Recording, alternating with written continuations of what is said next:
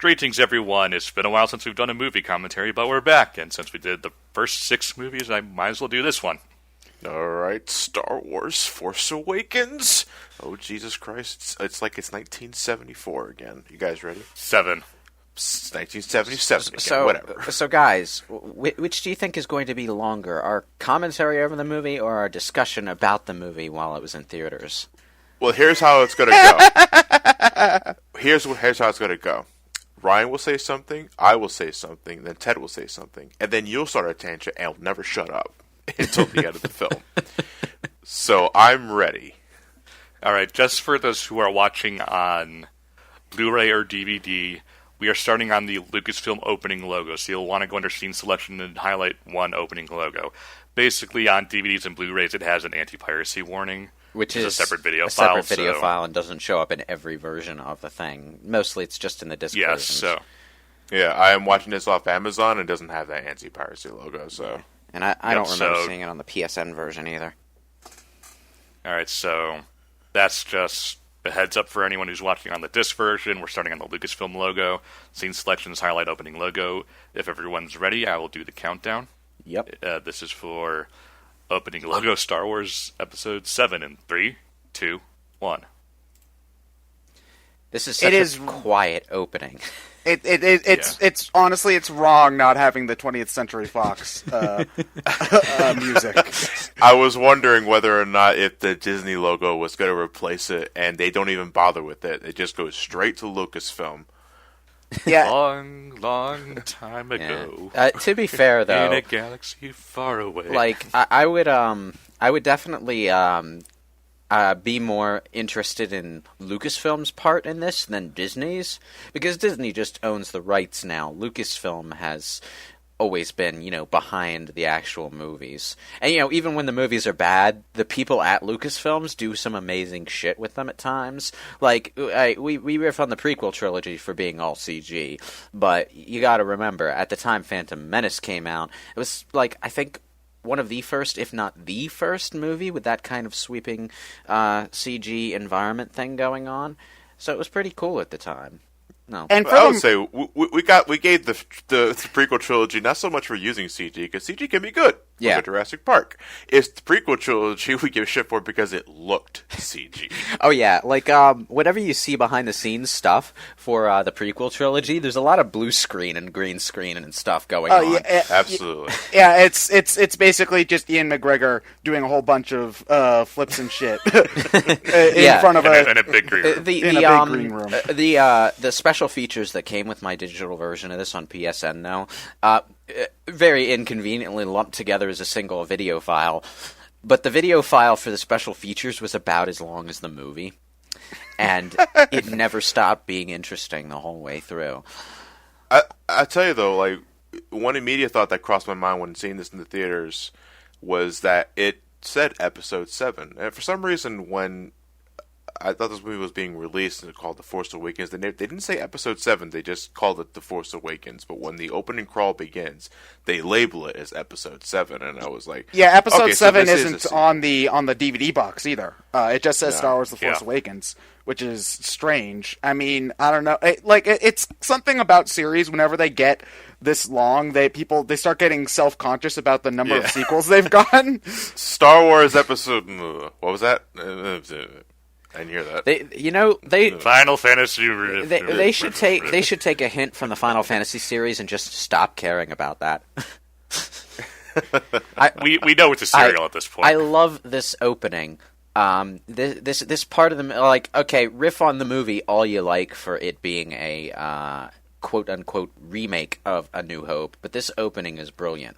Although there's a lot of stuff that doesn't go explained, like this guy. Apparently he's a member of some Church of the Force that I suppose has been around since the Jedi fell.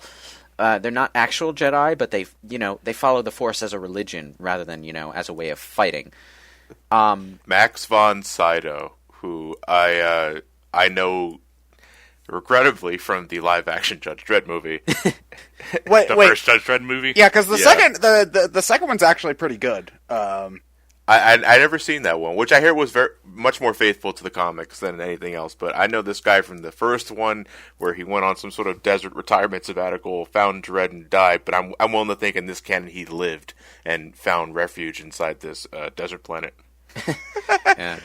Which is totally not Tatooine, and I mean that seriously. It's actually a planet called Jakku, which, is fine. In a galaxy this huge, we're bound to have a couple extra arid desert planets floating around. No, the fact that there's more than one desert planet makes about as much sense as there being an entire planet of desert with life on it in the first place. Single biome planets do not make sense. Well, actually, when I think about it, Jakku, we never see any life native to Jakku, just people who have settled there, which makes sense. Why would you choose to live to Jakku? Yeah, but why would you choose to live there? It's a scavenger planet. The people here don't like it. They just come here because they can make money, or in this case, space cupcakes, or escape, like, I don't know, the First Order or whomever. Exactly. I was just about to say, or you're on the run. Yeah, that kind of stuff is actually really common in Mass Effect, the Mass Effect games, where there are planets that are very clearly not very good for habitation, but fringe groups, mercenary groups, criminals on the run, even just some down on their luck colonists might end up there in prefab buildings and stuff, no matter what, even if it's a barren wasteland. I guess that makes sense when you put it that way. Yeah, it's just, a lot easier to stomach in Mass Effect because every planet has a long explanation for what it is and why there's anyone there. Well, there's that in Star Wars too. It's just that's all on. Yeah, Wikipedia. there's that in Star Wars, but it's all in stuff that's not in the movies. For that kind of extra information, you need to go to like the visual dictionaries and stuff. Like if you want to know what's up with Kylo Ren's flickery ass lightsaber, you got to go to the visual dictionary. There's a whole explanation for it there. It's like some ancient Sith design from a holocron on a specific planet, and the reason it's flickery is because the crystal inside is cracked, and Kylo Ren just sucks at making lightsabers, apparently. Not surprised. Is not complete. Your training is not complete yet. First thing we're going to do is get your fucking lightsaber skills up. The flickery lightsaber, and this is jumping ahead just a teeny bit, but the flickery lightsaber Kylo Ren has is actually supposed to be an indication that he's not very experienced to fans of the expanded universe, because this is apparently not the first time in Star Wars media that a poorly made lightsaber has had a flickery blade. Blood.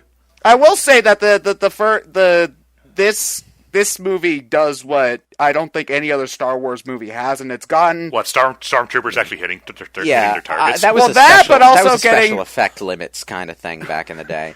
So yeah, but not only that, but getting like a stormtrooper to express emotion, even though there's no facial stuff going on. Yeah, yeah, the idea of Finn is pretty interesting. Take one of your heroes from this platoon of faceless mooks that we've just gotten used to gunning down. One of the things that I found interesting, back in the day when Star Wars Dark Forces was released, first-person shooter in the olden days, one of the ones that evolved the first-person shooter genre, along with the likes of Wolfenstein 3D and Doom.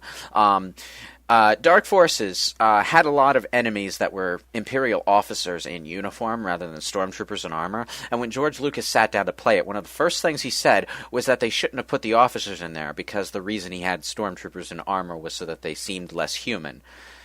And I guess he didn't like the idea of players shooting human enemies.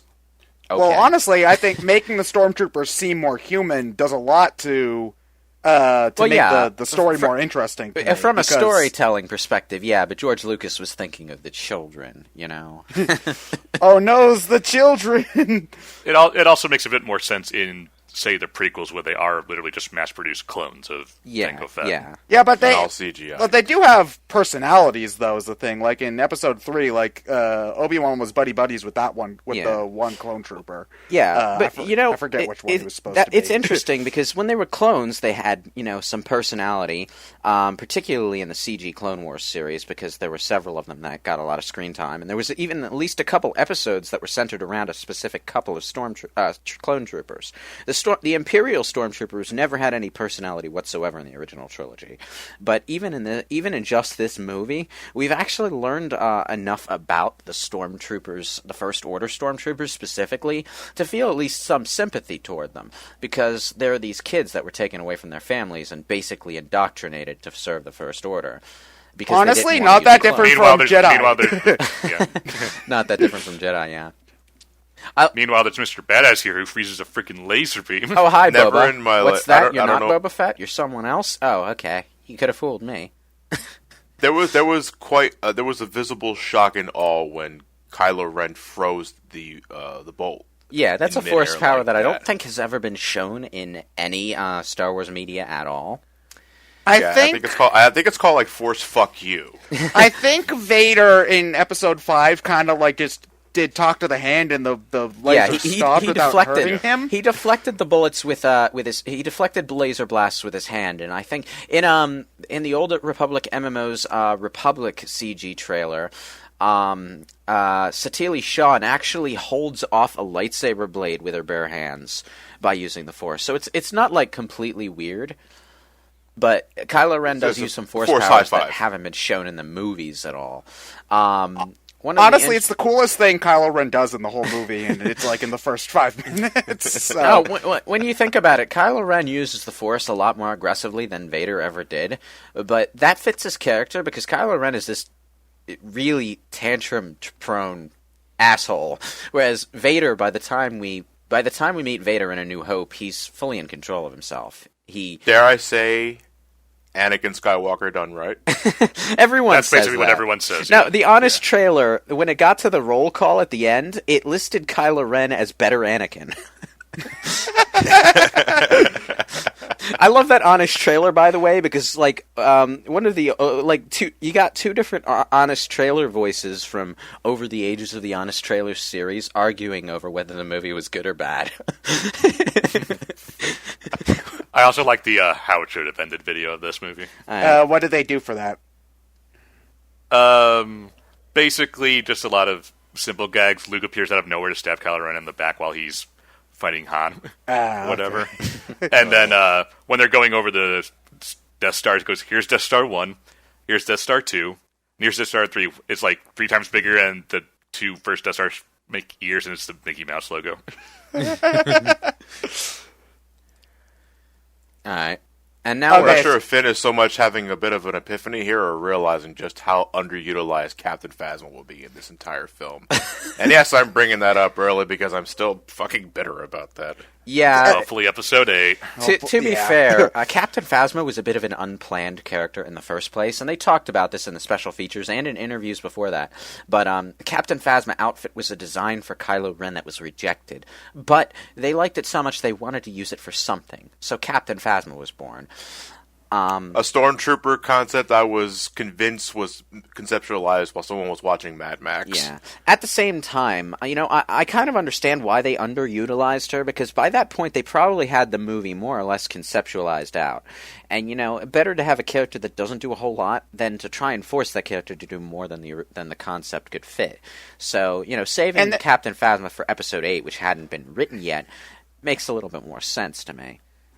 Going back to what's on the screen, though, I love Rey's opening scene. I think it does a lot to establish her personality and character without even using any dialogue. Well, the music by itself is great. And, John Williams at his finest. John Williams. Again, yeah. This is probably the best new track in the movie, I would say. Most of the rest of the music, kind of, I don't really remember as much, but I really like Rey's theme. I attribute a lot of that to not watching the movie enough times, because this commentary is my third full time watching the movie. Yeah. Same here, and I've seen like A New Hope and Empire Strikes Back dozens of times. Yeah. Not to mention that I'm pretty sure like all of us have played video games relating to the original trilogy, so we had a lot of time to memorize that music. Well, people know the Star Wars theme without even having to watch Star Wars, so Oh yeah. The easiest music themes in any movie. By the way, totally practical bird there. I love that. The music that's easiest to remember in any movie is the music that plays without any dialogue over it. And there are a lot of scenes in a lot of movies with excellent music where the music is sort of obscured by the dialogue. But stuff like Duel of the Fates and Phantom Menace or Rey's theme here, the music is allowed to play pretty much without interruption. And that makes it easy to listen to it and makes it easier for it to stick in your head. There was supposed to be, I think, a scene where Rey talks to this woman here, but it kind of got cut. It looks like she's about to, like she wants to. I might be mixing it up with something else, though. By the way, this is Simon Pegg in a fat suit.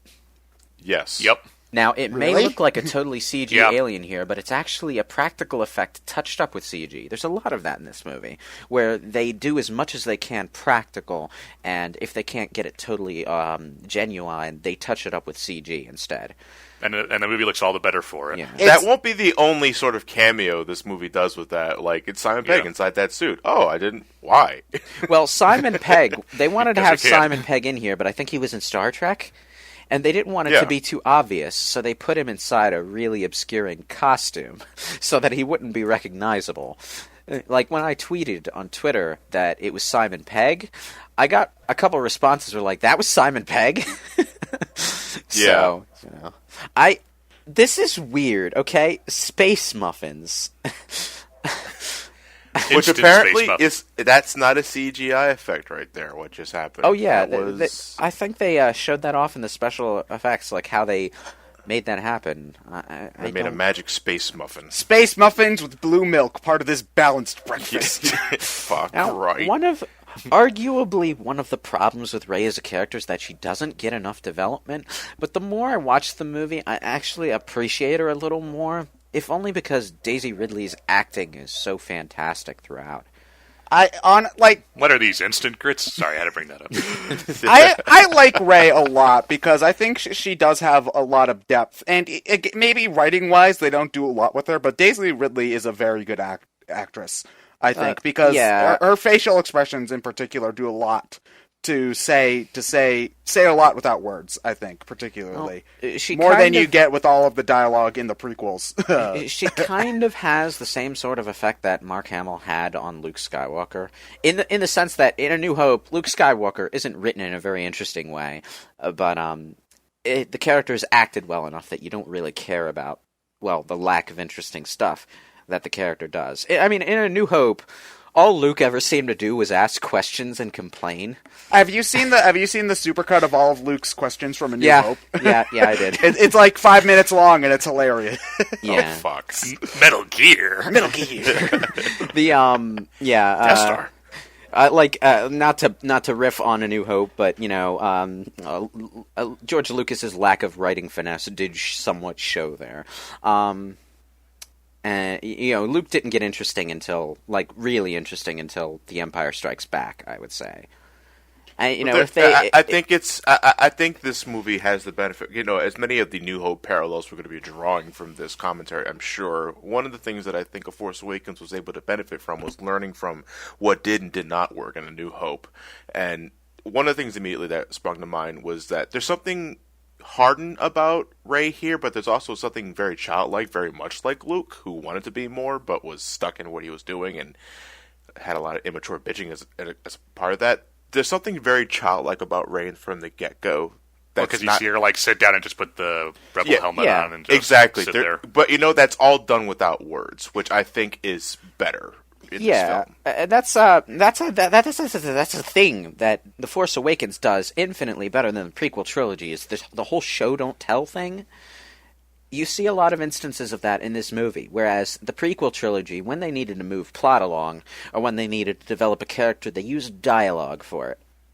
Without fail, every time. To the point where whenever there was a story plot sequence that didn't involve an action scene, it was usually just everyone sitting around talking. And in The Force Awakens, when they need to have people talking about stuff, they have them doing stuff at the same time so that, nothing is ever static.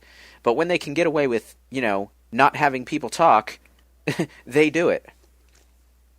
I remember being brought up that this seems like, well, where did this mind reading power come from? It's like, Vader did that. Did Vader read minds specifically? Because he read Luke's mind to find out about Leia was his sister. Yeah, in fact, the thing about Vader doing that is Vader was able to do it without being in direct contact with a person.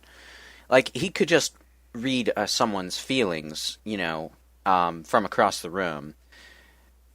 And he was able to divine that Luke had a sister from across the room while Luke was in hiding, whereas Kylo Ren had to have his hand up to his face and had to force it. But Yeah. you know, the thing about forced force interrogation, though, the thing about forced interrogation, though, is it's actually been used several times in the expanded universe as well. In fact, it's a key plot point in Knights of the Old Republic that the force could be used for interrogation and even to. Dude, I'm sure if I went deeper into the extended universe, there'd be forced cereal eating. I'm pretty sure the force has been used to everything. Yeah, I hadn't heard of it before this movie, and I completely forgot that it was in the original trilogy. But it makes sense if you can use the force to make people do stuff, like open the door for you or like move along or whatever. Then it makes sense that you can get the force to get people to tell you things. It doesn't seem that far fetched to me. Well, one thing I wanted to ask you, though, specifically, was that with this movie being released and them actually saying that the extended universe is effectively being wiped out, like, how do you feel as that from someone who here's the thing about the expanded universe. So there's some stuff that's been misunderstood with their statements, so I'm going to clear it up right here. The actual course of events in the expanded universe is no longer canon, but they are still significantly drawing concepts from it. And it's especially apparent in Star Wars Rebels, because the season 2 finale is actually probably the biggest example, because there's a lot of stuff in there that seems to draw from the Old Republic era. And whether or not specific things about the Knights of the Old Republic games are still canon is up in the air. But a lot of the story and world elements that exist in the expanded universe are still very much a thing. So the expanded universe isn't completely worthless. It's just that if they have a story idea that contradicts something that happened in there, they're probably going to say their story takes precedence. It basically saves them time having an editor comb through bajillions of pages of expanded universe material just to make sure that the movie still fit. Yeah, I was under no assumptions that they were going to do that for these, because they're not going to let some book written in 1994 that, like, 4 people have read dictate what they're going to do with their multi-million-dollar blockbusters. Well, so. the other thing Hey, George Lucas enjoyed reading that book 4 times. The other thing, though, is that, that stuff is all... there's a lot of great stuff, but there's a lot of great stuff. And, trying to ask someone to sort through all of it to make sure that their new stuff fits in with it would be a really big job. And frankly, if I was in the decision-making shoes, it would be too much of a hassle for me, and I'd say fuck it all anyway. But, I like to think of the Star Wars Legends series kind of like the classic comic book universe to, I guess you could say this new canon is the ultimate universe, maybe. I don't know. It's hard to draw direct parallels between movies and comics. They probably should have detached the TIE Fighter before leaving the station. Well, they couldn't. They'd have to be inside the control room for that. They couldn't just, yank it off? Well, that's what they were trying to do, yank it off. That's what they're trying to do. The thing about the TIE Fighter latches are released from the control room by an officer. Oh, okay. Yeah. To make sure to basically make sure no one steals something. Military security, yo. But they did anyway. Yep. Great job. So there are 2 people inside every TIE Fighter. Well, here's the thing about TIE Fighters, okay? In previous canon, TIE Fighters had no internal life support, which was why TIE Fighter pilots had to have those bulky-ass helmets. Apparently, they've been upgraded. But now they have gunners, sort of like the Snow Fighters in Empire Strikes Back.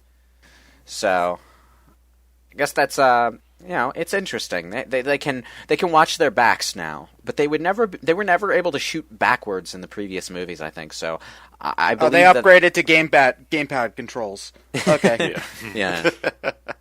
Are you using tilt controls, Finn? No. Good man.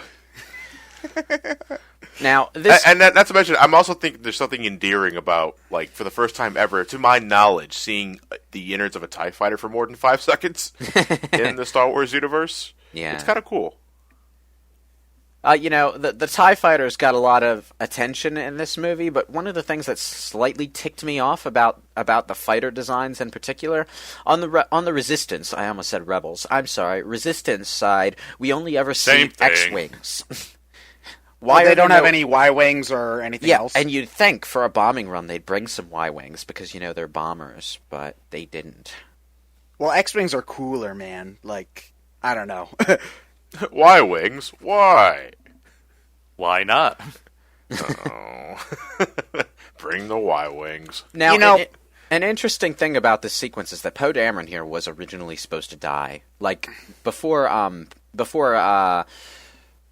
what's his name? What's the name of the actor who plays Poe Dameron? He's the only one that I don't have memorized. Oscar Isaac. Oscar Isaac, when he was contacted for the role, he was originally going to die. The thing was, he had played quite a few roles before this where he eventually died. So, he was a bit on the fence about doing yet another one.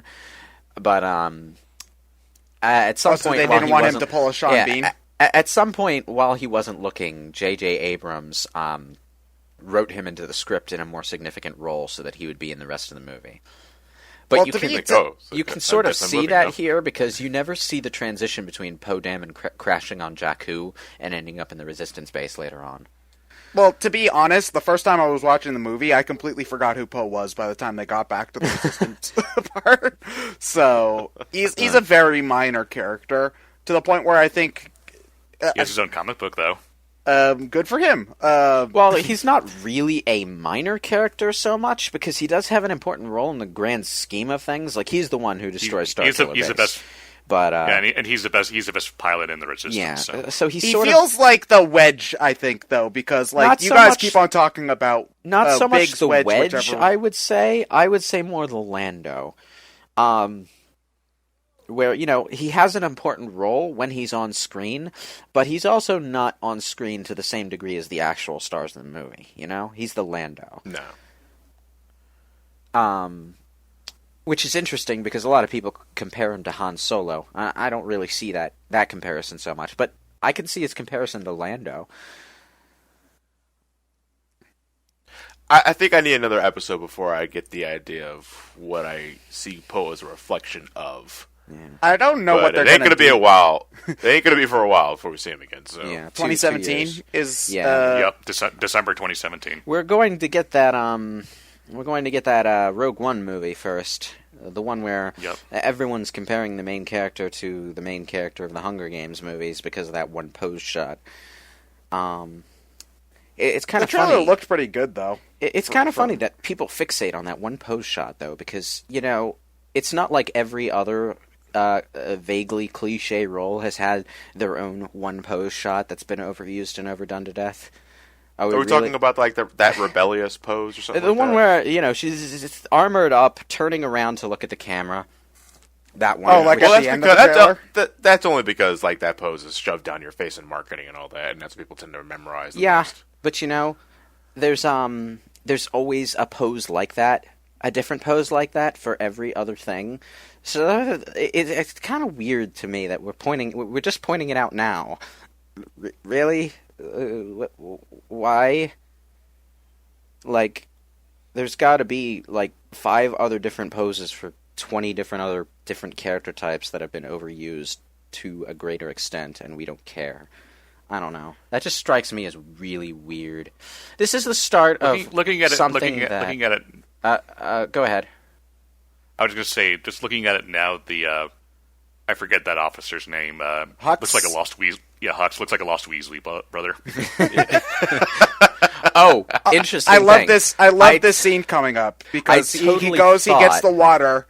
He thinks it tastes disgusting, and he's like, "Fuck it, I'm still thirsty, and I'm gonna keep on drinking." I love that.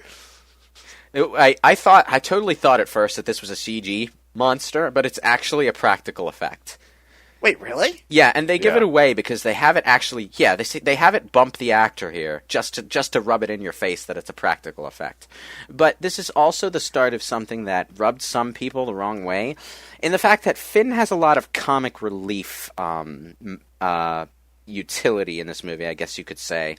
And because a lot of people, particularly with the lightsaber poses and Finn's figures being the ones with the lightsaber, they kind of expected Finn to be the main character, the Jedi, the Luke, so you might say. But he turned out to be more of a sidekick, and this film in particular, he's supposed to have more action in the next one, so we'll see. But comic relief aside, though, I think Finn is the best developed character. Well, in the I movie. think so too, but at the same time, a lot of online I've seen rumblings from a lot of black people in particular who see his role as the fact that he got... They kind of feel like it was a bait and switch, like he was sidelined. They went into the movie expecting to have the same feelings women have about Rey, and, well, they obviously did not get that. Case in point, he's being zapped by the soccer ball here. Well, in terms of prominence, I'd say Finn and Rey have about equal screen time, I think. About equal screen time, but Finn is not as obviously competent as Rey is. For better or worse, I personally find Finn a much more interesting character within the context of this movie alone than Rey is. Because Rey is just sort of, well, she has a lot of implied depth, but most of it is only implied. We know very little about her. Both characters have to grow up in some fashion, but in the context of the Star Wars universe, which is more interesting, the former Stormtrooper or the up-and-coming Jedi? I think that's what they were thinking about, and personally, I don't know why both couldn't be given equal screen time, honestly, because I am still under the thought that Finn is Force-conscious. They just haven't had the time yet to give him time to develop that. Because I would love that. Why does it have to be just one person? Oh well, no. More than one person can be Force conscious. Well, Leia's Force conscious. I mean, in the group, like in the group itself, was like, is it just going to be Rey? Because I will say that is boring. At the same time, setting aside the individual writing qualities of both characters, I can understand why some people find Finn to be a huge disappointment, especially younger audiences, because I think children kind of want to see themselves in a more awesome character. I've heard stories of kids who went to see this movie, black kids specifically, and there was at least one case where a kid asked their parent why the black guy was so lame. Which, if you're looking at it as an adult who, can examine character development a little bit more, you tend to see it a little more clearly that Finn has more thought put into him than you'd think. But looking at it as a kid, that's not quite as... it's easier to see his misadventures and mishaps than everything else. Well, for what it's worth, I do think, you can argue about whether or not he should be comic relief, but I do think that Finn has some of the funniest lines in the movie, so I think in terms of what they're trying to do with him, it works. People who don't like Finn have called him the Jar Jar Binks of this new movie. No. Oh, well, they're just being obnoxious at that Jar Jar wasn't bad because he was a comic relief character. He was bad because he was a bad comic relief character. Anybody calling Finn the new Jar Jar Binks of being racist, I'm just going to put that up there right now. Well, the thing about him being a comic relief character is that it sort of fits the mold of what black characters in Hollywood are usually cast as. Although it's worth mentioning that Finn as a character wasn't written as a black guy, he just wound up being cast as one. No, but you saying that just reminded me, if Finn was replaced by Chris Tucker... God. I remember. I just wanted to bring it back to what's on screen though. At the moment, I remember in the theater, the second the Millennium Falcon appeared on screen, there was a big round of applause. Oh yeah, absolutely, yeah. Same here. It's just kind of weird going into the theater because I've never heard such. I mean, I've heard lots of loud applause and whooping for certain movies, but I've never seen so much polite applause. There was maybe only one time I can remember when I went to go see the prequel trilogy in theaters. The only time audiences ever cheered loudly for something was when the opening crawl started for Episode 1. No, when I was watching Episode 3, I remember... Yeah, they did that for Vader, too. Well, in Episode 3, I remember when Yoda did that, force backhand to the guards when he was about to fight Palpatine. There was some very loud laughing and cheering in my... laughing and cheering, but it was just total cheering. The Millennium Falcon being shown on screen that was one of the moments in this film. Now, one of the things I want to mention is that for a while after this movie came out, there was some argument over whether Rey should have been able to pilot anything. One of the things that's easy to miss is that after this scene, when Rey and Finn are, talking at each other really fast, celebrating their victory and all that, Rey actually does mention that she piloted ships before, but just hasn't left the planet. It just gets lost because Finn is talking over her at the time. Not to mention that, like, in A New Hope, like, Luke talks about how he's a good pilot, but we don't see him try to fly anything until he's going to blow up the Death Star. So an interesting thing about that, though, is that there was actually supposed to be a sequence in Beggar's Canyon where he was flying that ship that he sort of plays around with in A New Hope as a toy. But I've never seen it anywhere except in, like, novels and children's stories and video games. It never got past the pre-production phase. That's why. Yeah. It was supposed to be in there, but it was never filmed. He flew that hovercraft pretty well. Okay, John. There's a difference between driving a car and piloting an AK-47. Why did I say piloting an AK-47? Well, there is a difference between driving a car and piloting an AK-47. One's possible. Our X-wings are a little on the short hands right now. We're gonna need you to pilot this gun. All right. What was I was trying to say 747. God, my bad. AK-747. That sounds like a badass ship. I don't know what you're talking about. One of the things I do want to say about this movie is, okay, it's true that it borrows a lot of story beats from A New Hope, but it also, there's a positive in that. It kind of shows us how far we've come since A New Hope. This whole gunner sequence with the Millennium Falcon is way more dynamic than the one in The New Hope. Yeah. Not to mention that I love that they're flying around in the wreckage of Imperial ships. And, like, when the TIE fighter crashes and the scavengers are going to pull ships out before the guy even gets out, I find that hilarious. So, yeah. The thing about the last gunner sequence in A New Hope was that it was really just shooting. We have a TIE fighter flying across the screen. There wasn't really much actual choreography going on for that scene. I think that's just a reflection of the times. Yeah, they really couldn't. Yeah. And, for this, everything that's happening has a specific purpose in the chain of events. So, you get a much better sense of how the fight flows. How the dogfight flows, I should say. Not to mention, this was pretty badass. Oh, I love this scene. Although Ray got really lucky that Finn was not, like, taking a coffee break there or whatever. Finn is surprisingly quick-witted compared to how everyone says he's incompetent, Like, no, Finn does a lot of badass shit in this movie. He makes quite a few good calls and timely acts of heroism throughout the movie. It just sort of gets overshadowed by the fact that he doesn't really act heroic when he's not doing that stuff. Well, because despite the fact that he snaps out of it or wakes up during his first mission as a stormtrooper, he is still conditioned to be a stormtrooper, so he is trained. Yeah. He just doesn't. He started the fight conflicted, and now he's like. An interesting thing in the extra stuff. There's a prequel book to this movie. That part of it has to do with Finn, and apparently he was one of the best trained. He was one of the the most proficient stormtroopers they had. Even though this was his, at the beginning of this movie, it was his very first actual battle. His test scores were very high. One of the interesting things is that he was really good with melee weapons, to the point where he fought the same guy that he fights later on, the same stormtrooper that he fights with the lightsaber. Traitor. And he completely he completely demolished that particular stormtrooper with during melee training. Why doesn't he get the cool zappy stick?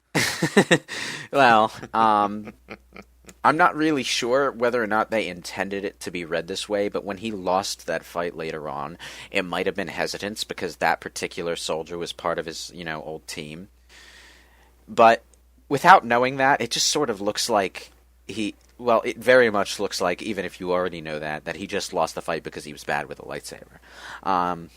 Well, it is hard. It's not a traditional thing because you have to remember that the saber of a lightsaber doesn't have any weight to it. So if you don't know how the hell you're supposed to do that thing, it would be an awful lot different trying to wield one than trying to wield like a traditional sword or baton or. Yeah, I actually have some observations to make about the fight choreography involving Finn and Rey, so I'll save that discussion for later.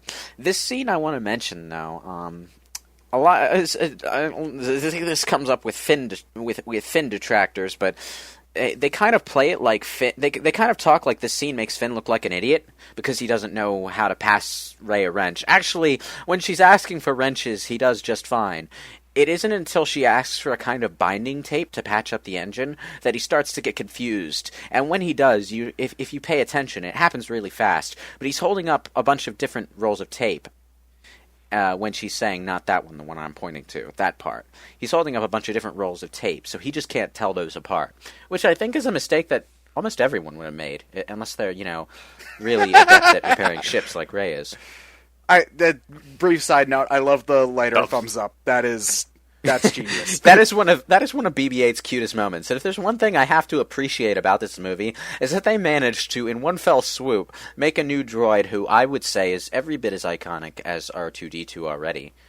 Oh yeah. Well, easily. I was going to ask, what do you guys think of BB-8? My heart still belongs to R2, but BB-8 is adorable in its own way. It's a her. Her?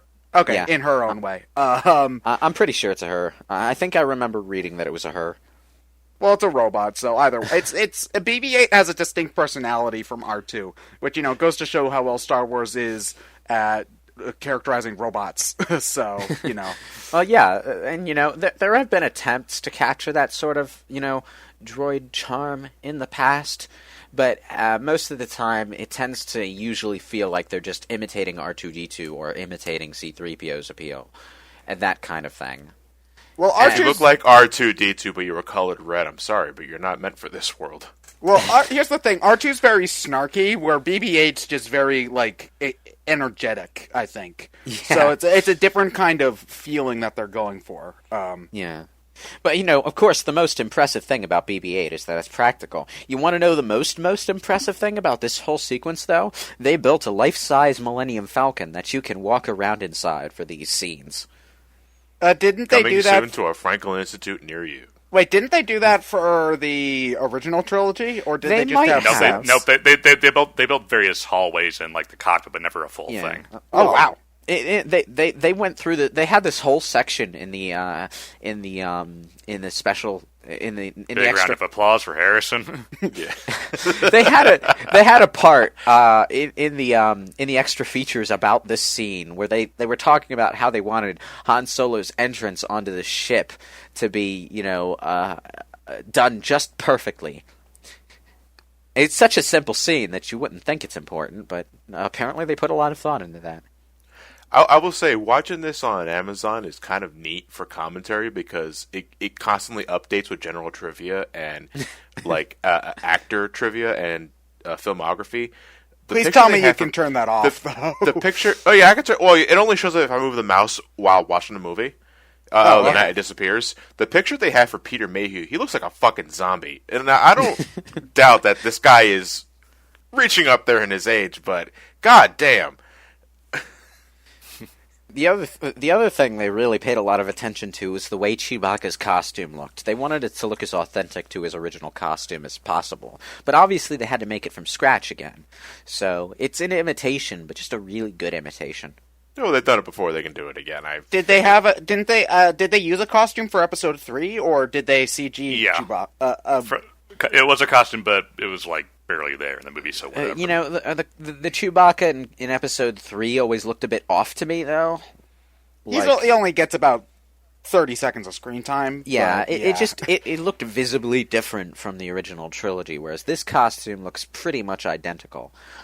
The only difference I can tell is that we actually see Chewbacca's fingers operate at full capacity in this costume. So, yeah. That is a thing. I think they have a few more motors in his mouth as well. Do they have Chewbacca? Does Peter Mayhew make the Chewbacca? I can't do it. So don't ask me to. No, he doesn't. Okay. All right. Nah. Yeah, it is a CG effect. It can't be. Well, I mean, I guess it technically would be a computer-generated effect if they made the noise digitally, but... General trivia about the Millennium Falcon from extra materials and stuff. Apparently, at some point, Han Solo added a kitchen as a gift to Leia after they got married. Yeah, it sounds kind of silly, both that he didn't have a kitchen before, and that he thought a kitchen was a good gift. But it's in character. It's in character, yeah, because Han Solo's dumb not the and most slightly sensitive sexist. idiot. Yeah, it's dumb and slightly sexist, but, well-intentioned totally regardless, so... man. This scene, I think, is not, this scene is cool, but it feels the most filler-y in the entire movie, I will say. Well, with the it does, but, the thing about it is, it's also one of the parts of the movie that really blatantly doesn't fit any previous movie whatsoever. I get why it's here, too. It's there to show what the hell Han's been up to, because he hasn't been with the Resistance or the Republic or whatever the fuck they've been up to. He's been trying to be a smuggler again. It's there to establish that. Yeah, he's back to his old game. Yeah, but I appreciate this scene for other reasons. Because this kind of feels like The Force Awakens decided to take a brush up with whatever expanded universe they have going on now. So we have glimpses of the criminal element, all these gangs with their own specific kinds of armor and their own ethnicities that we don't know where they're from or exactly who they are, but it kind of gives us a sense of a larger world, and add to that we're introduced to a completely new alien species that we've never seen before. At least I don't think we've ever seen them before. I'm convinced in whenever Target ever decides to upgrade their security force, they'll look exactly like the guys that are behind this guy right here. It does kind of look like a Target emblem, yeah. Not to mention that I'm almost positive that in a later movie they're going to actually fight one of these things, the Raftars, I think they're called. There's going to be an actual fight against one of these guys. And that's the Walmart Brigade. Oh, damn. Oh no, I'm talking about the specific monsters, though, not the random gangs. I think that will be the Raftars is the name with the tentacles and stuff. I think we're definitely going to see a fight against those guys in a later movie. Can I just say I love the interplay between Han Solo and Chewbacca in this movie? It's probably it's the best in this film. Yeah, it's probably better than it was ever in the original trilogy. They just have a lot of moments. Chewbacca just, I love Chewbacca, but he didn't really seem to have an awful lot of a purpose in the original trilogy. He was just there to be Han Solo's wingman, I think, where he's given an awful lot more emotional depth, I think, in this one. So, a lot more expressiveness. I think that's partly to do with his costume. While it looks identical, might actually be more flexible and easier to work with. It should be. It's like I said, I think they put more motors in, so it has more mouth movements.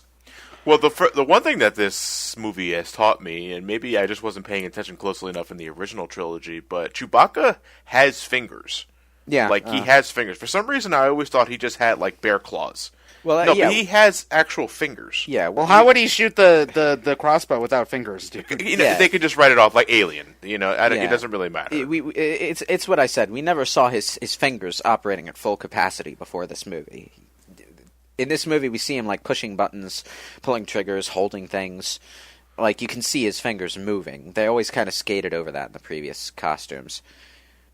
That thing actually reminds me of the first giant boss from Codename Steam, which I know nobody's going to get because I'm one of the 4 people who played Codename Steam. But, this whole sequence just kind of reminds me of, Dead Space.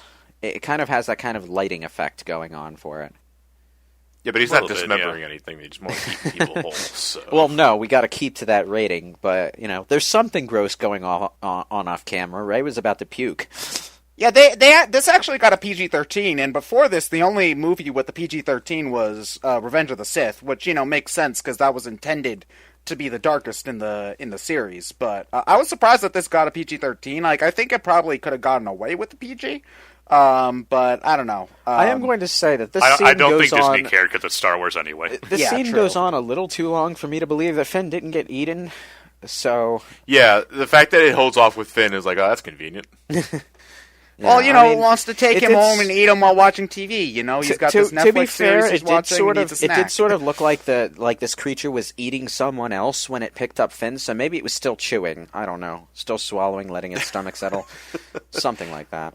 Don't talk with your mouth full, honey. These creatures are one of the only, fully CGI'd things in the movie, though. They're a little bit much to do practically, though. Yeah. It's J.J. Abrams crashes into your windows like, no, all practical. I'm sorry, I don't believe it, dude. No. What about the laser bolts, sir? All practical. All practical. It's not. Lightsabers, all Fortunately, practical. Yeah, but you know what? I would argue that it makes the CG easier to appreciate when it's only used for what you need it to be used for.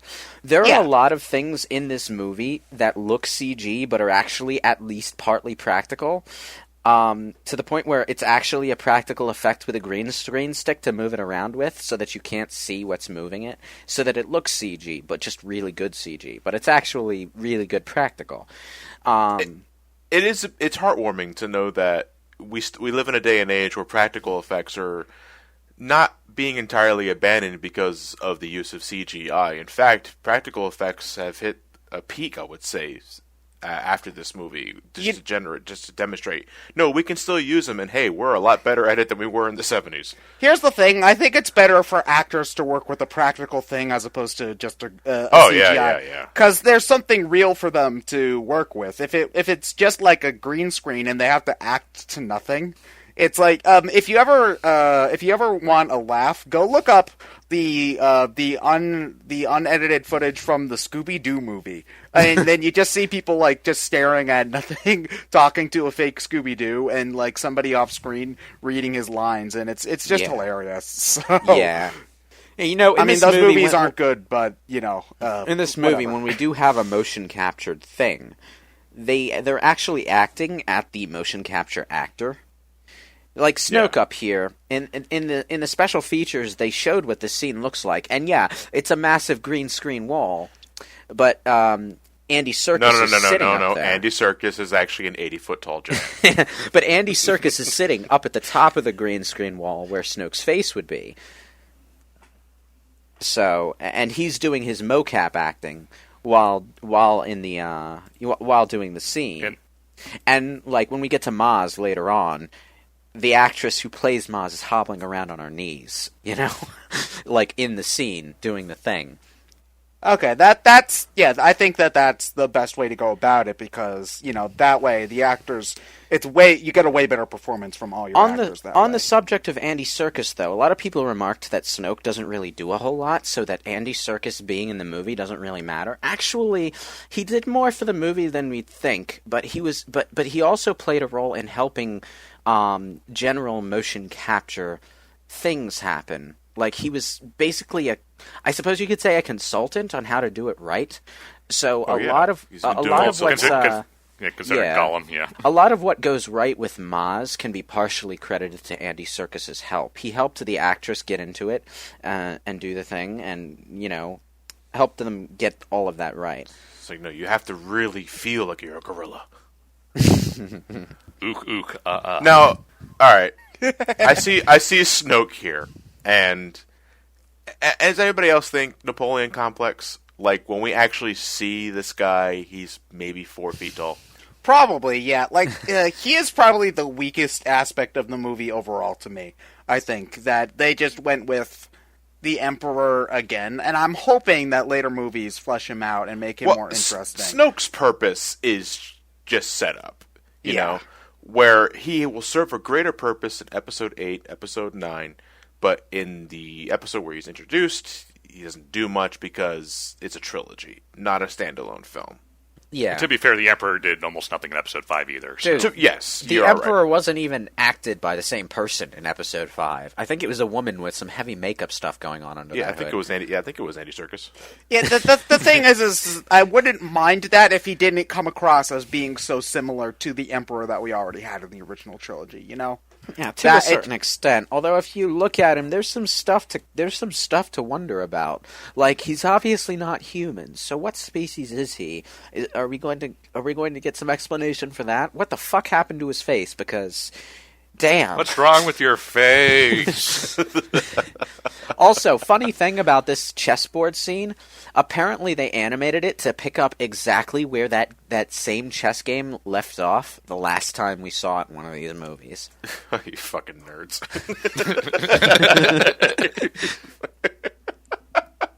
Like, I'm not one to say that. I don't want to be a hypocrite, but it's like, goddamn. Fucking nerds. Yeah. Well, they mentioned that in the in the special features as well. There's a lot of interesting stuff in the special features. Lot of interesting stuff in the special features. It's like, even if you don't like The Force Awakens overall, I'd still recommend watching the special features. You might find it more entertaining than the movie. All right. Okay, so can we talk about why Luke went into exile? It doesn't... basically, he fucked up with Kylo Ren and felt bad. Like, they say he's looking for the Jedi Temple. I'm not sure what he's hoping to find there. I don't know. Well, we're probably going to find out at the beginning of Episode 8, because Episode 8, to break series tradition completely, is taking place right where this movie leaves off, instead of skipping forward a handful of years, is what they said, anyway. So, yeah. By that, they'll mean they'll have Rey and Luke talk for maybe a few minutes, and then they'll jump 10 months Speaking later. of Rey and Luke, did you see that image on the internet where Luke was riding piggyback on Rey like Yoda? Yeah, that actually happened at Pinewood Studios right down south of me. Oh, really? Yeah. Interesting. And then there was all the Photoshop memes of them mixing it up in that photo. Okay, and now we're checking Forest Planet off of our list of Star Wars tropes. Yep. All right. Look to your left when they get to the flagpole scene. Look to the left for the 501st Legion logo. 501st, huh? Vader's do you best. think you mentioned checklists, and I know you mean that jokingly, but do you think they actually did that? It's like, okay, we got our Tatooine. They probably did, actually, just to hit the familiar notes. But they also did things with all three planets that hadn't strictly been done with with their counterparts. Like Jakku. I was waiting for it. Thing. I was waiting for an Ewok. I'm not gonna lie. I hate those fuckers. I noticed immediately. It's like, wait a minute. We had a desert planet earlier. Now we're in the forest, like the moon of Endor. It's like there's gonna be a fucking. It's Ewok just maybe in the bar. They're familiar enough that they hit the familiar notes, but they also like the movie. I would say they add their own specific charm to it to keep their own identity. Like, yeah, I love fond. Women always find out. Although, weirdly enough, when I look at Maz's cantina/palace thing over here, my mind doesn't jump to Endor. It jumps to Yavin 4, the Rebel base. In Episode 4, yeah. Yeah. And, I have memories of Yavin 4 in particular, because when I was a kid, I had this sort of quasi-Dungeons & Dragons roleplay paperback book thing that was meant to be played single player that had to do with Yavin 4 as its main setting and exploring the temples, and I think it had to do with what all of that stuff was before the Rebels took it up as their base. And in the expanded universe, the Yavin 4 temples actually do have some extra story stuff, like they were old Sith temples or whatever. I remember there was also a map in one of the Battlefront games on Yavin 4. Mm. You gotta wonder why Han gave Rey such a dimpy little gun, though. You think that they've got probably a million different things on the Falcon. Well, it worked for Will Smith in Men in Black. True. Well, it's a standard handgun, and she doesn't know how to use guns yet, so give her the small, easy-to-use gun. Makes sense.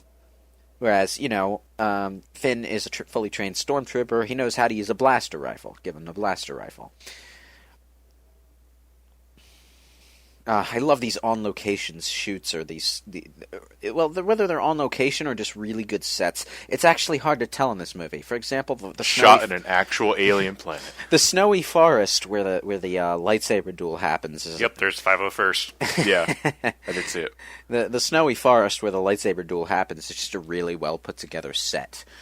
But Jakku, the desert areas, was on location. Tunisia, yeah. Yeah. Tunisia. To the point where they Episode 4. They actually had to do Simon Pegg's fat alien suit in two different ways. One so that they could film the close-ups in a studio, and one so that they could film like further off scenes where he wasn't straight up in the camera in the desert. Because it was too hot for the makeup to work, yeah. It was around here where the New Hope parallels were getting a little distracting at this point. A little distracting. Mos Eisley?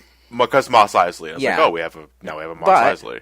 But I want to mention, this again sort of highlights how far we've come, because this cantina is a really well put together, diverse alien cantina with a lot of high budget practical effects going on.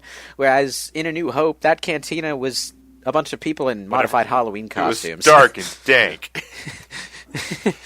This place does kind of scream, look at all of our practical effects, look at them. Yeah, like everything in here besides Maz is a fully practical effect or an augmented practical effect. So it's really interesting. And, they had a special features segment on this, too. And they were so proud of all the different aliens that they'd made that they said that we could make a movie about each of these things. And, a bit of an exaggeration, but it was a lot went into that. I love that. Here we go. The scene where Kylo Ren is talking to Vader's mask. There's a deleted portion of this scene that they took out because it would have made Kylo Ren seem too evil too early on. But the tray of ash that he always places his mask in, it's right next to him right there. Those are actually the ashes of his enemies. I am not making that up. That's what they said. Damn. That sounds like he's trying too hard to come. Kylo Ren is a tryhard. I know, but that's kind of. I was about to say that's just kind of the point. Kylo Ren is a tryhard. He wears the mask because it makes him feel powerful, and he's trying to imitate Darth Vader. Yeah. One of the things about Kylo Ren, focus on the light side. I'll probably have to eat my enemies now. One of the things about Kylo Ren that people complained about was him wearing a mask, because they think that should just be a Vader thing. And I'm looking at these guys and I'm thinking, okay, where have you been for the entire expanded universe? Like, even the well-known stuff, there are a lot of Sith in masks. In the current MMO, there are random Sith acolytes in masks. Cooler masks than the one Kylo Ren wears, even. And then there's Revan. Let's not forget Revan. I want to know who Maz is specifically. I know we're probably going to get more information on this in episode 8 and 9 if she lives that long. But she owns this bar, right? Yeah. Does she survive the fight? Because we don't see her after. Okay. Yeah, she survived the fight. She was supposed to go to the Resistance base at one point, and there was a scene filmed where she hands the lightsaber off to Leia, but that was taken out in order to give Finn and Rey lightsaber to Finn and Rey. Yeah, more focus to Finn and Rey. I just want to know how the hell did he get the lightsaber? Last time we saw that particular lightsaber, crumbling down Cloud City with Luke's hand. For another time. The cop out. Okay, I get it.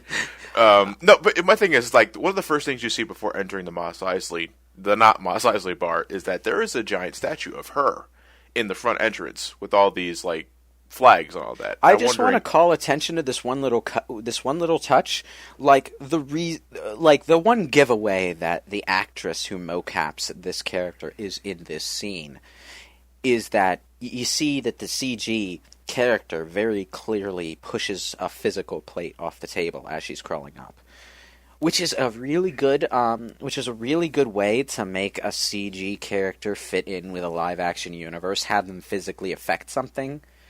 With that said, another CG thing. With that said, Maz probably feels the most prequel-y in CG than anything else in the movie. Yeah. She just really pops compared to everything else. Not that she's a bad character. I think Maz is very attention-grabbing, but in terms of her CG, it does feel very much like she's plastered her in there like Jar Jar was, for instance. Which is even more jarring in this film's case because everything is mostly practical. Yeah, so, if this were the prequel... honestly, like, if it were the prequels and everything was like that, it would be a little bit less jarring. So, Jarring. Yeah. Jarring. Less jar-jarring. Yeah.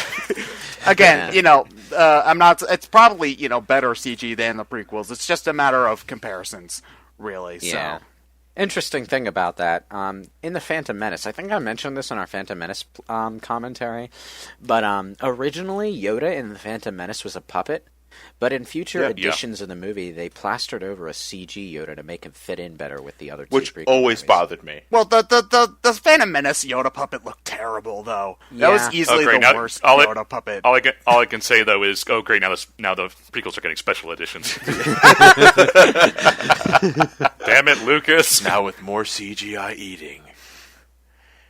Now Anakin's a CGI character. Why don't we can't tell the difference? You know what? Why don't we paste the Emperor's scream over Anakin falling when he's jumping off the speeder car into another speeder car? Now this is pod racing. Yeah. Whoopee! I'll try spinning. That's a good trick. Ooh, look at me go. Now updated visuals. Padme is now replaced by a piece of wood. I need a break. I need to bring this up. I am so happy that they didn't drag on the "oh, you lied to me" subplot in this movie. Yeah. I hate that in every movie that it's in.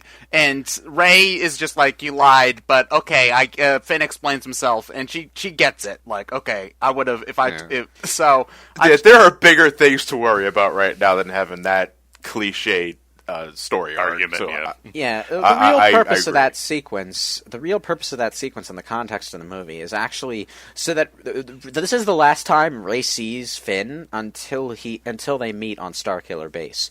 So the last thing she knows about him is that he wanted to run from the First Order. Oh, but I haven't even thought of that. Straight into the middle of their most dangerous base to help her.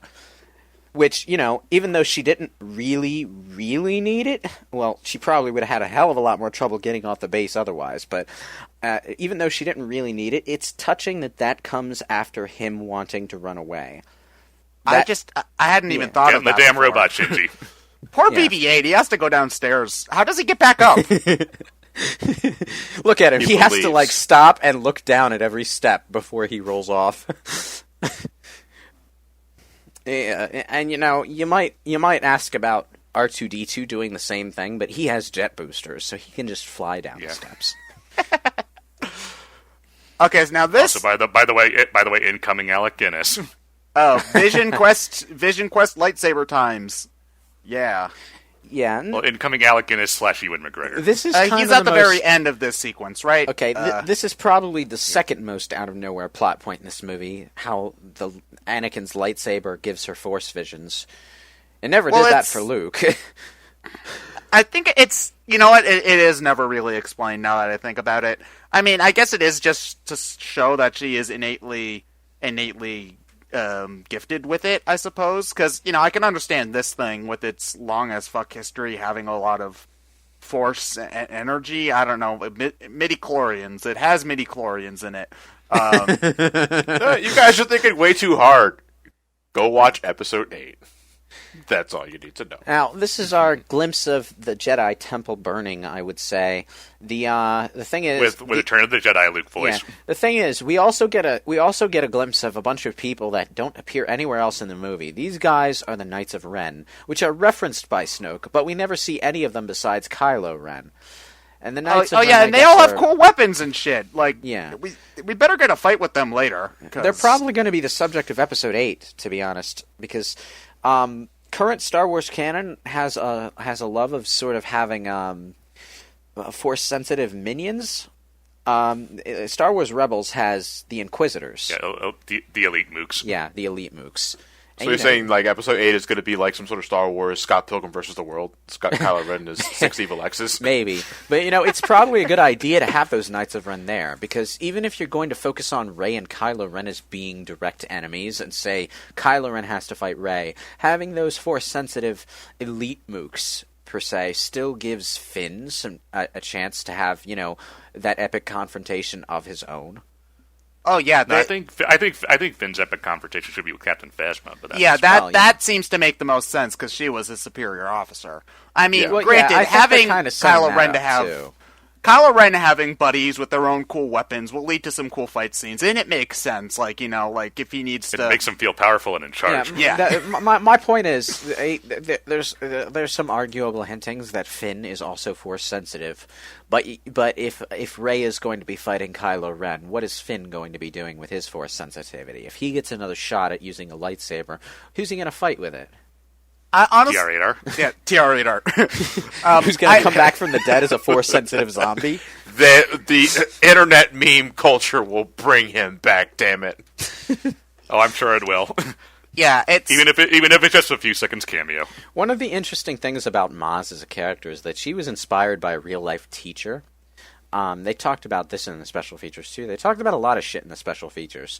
But she's basically made to imitate this teacher, I think, that J.J. Abrams had when he was younger.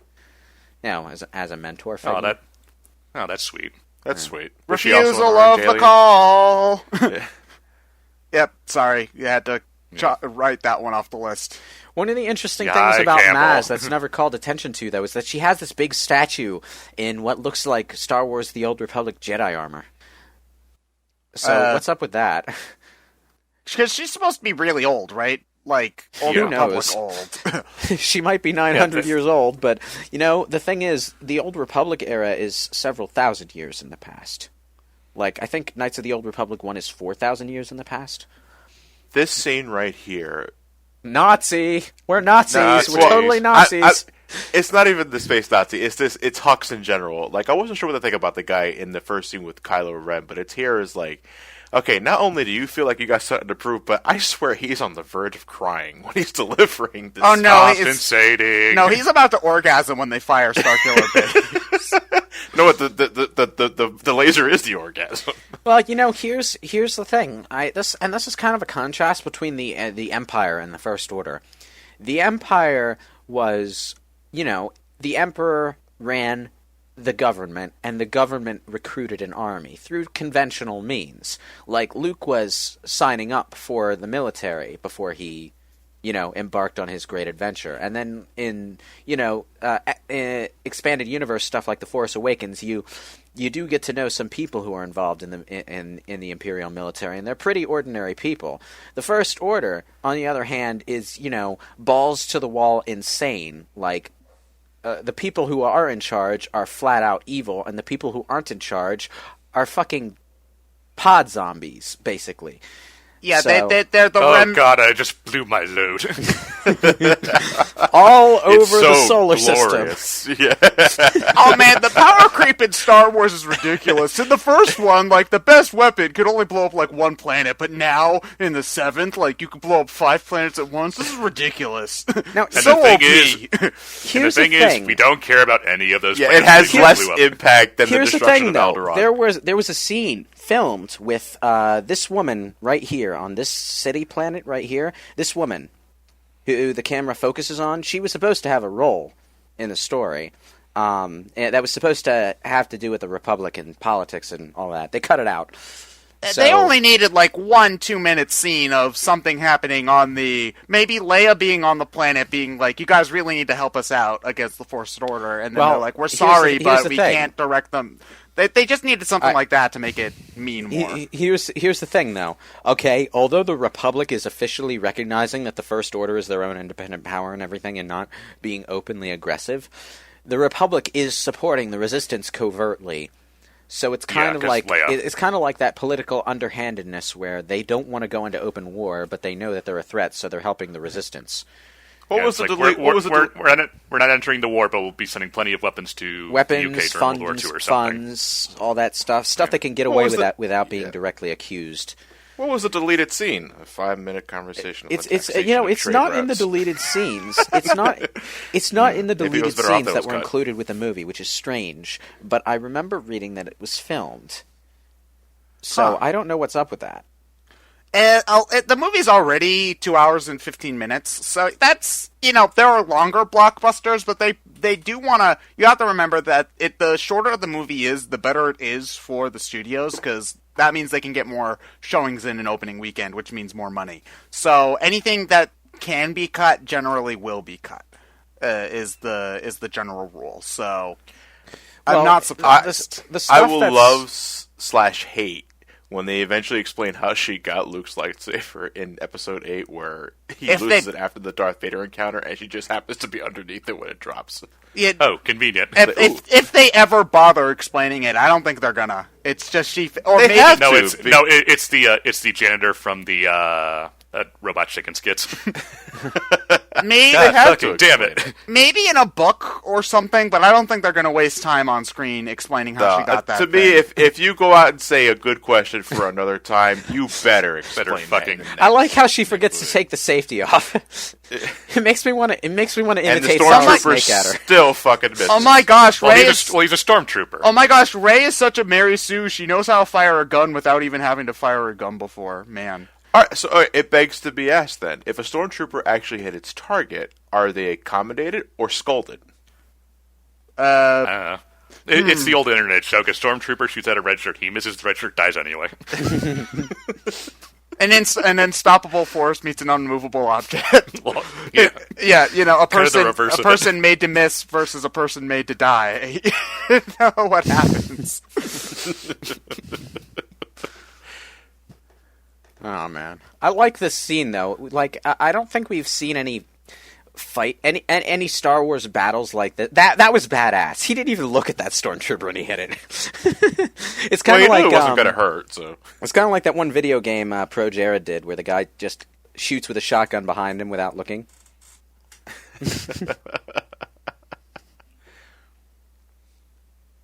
Press the button. Now I'm Press going the button. to say I kind of felt like Finn should have done a little bit better in his first lightsaber scene here, if only to balance out the fact that he loses both of his scenes. Oh, I love Han with the Set up. I love Han with the bowcaster. That's just awesome. Set up for later. I also sort of the way Oh boy, it's everyone's favorite stormtrooper. the way Meme Finn time.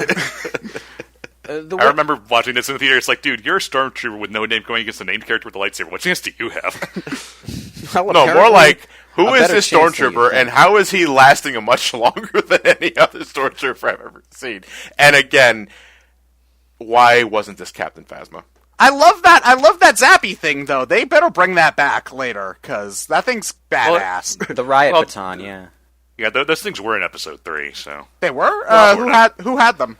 The General Grievous's droid sidekicks had those little staff baton what General things. General Grievous's droids had electro staffs, and to be fair, there have always been melee weapons apart from lightsabers in the Star Wars movies. They're just usually never actually used in an action scene. They're like background props. I remember the staff batons from Episode 3, though, because in the Episode 3 beat 'em up video game, when you played Obi-Wan's story, all of the General Grievous's mooks had them to simulate the lightsaber battles you'd be having with Anakin on his story at that time, and they were really annoying because fuck that. Man, that game is simultaneously one of the better video game movies, movie adaptation games, but it's also kind of bullshit. You're just better off playing Streets of Rage. That game is actually available as a PlayStation 2 classic on PSN. I don't really understand why. The 2D beat 'em up version or the 3D version? Oh no, not the 2D. Oh, the 3D version. PS2. I played the DS version, which is basically just okay. a 2D beat 'em up style like Streets of Rage or Final Fight. It's basically just a 3D beat 'em up on the PS2. So same difference. One of the interesting things about that game that I remember is that you could play the final level as Anakin after you beat it as Obi-Wan, and if you played it as an alternate ending. If you played it as Anakin, Obi-Wan would miss his final swing and Anakin would kill him, so you'd get an Anakin wins ending. Okay, it'd be interesting to see how the universe is fucked at that point.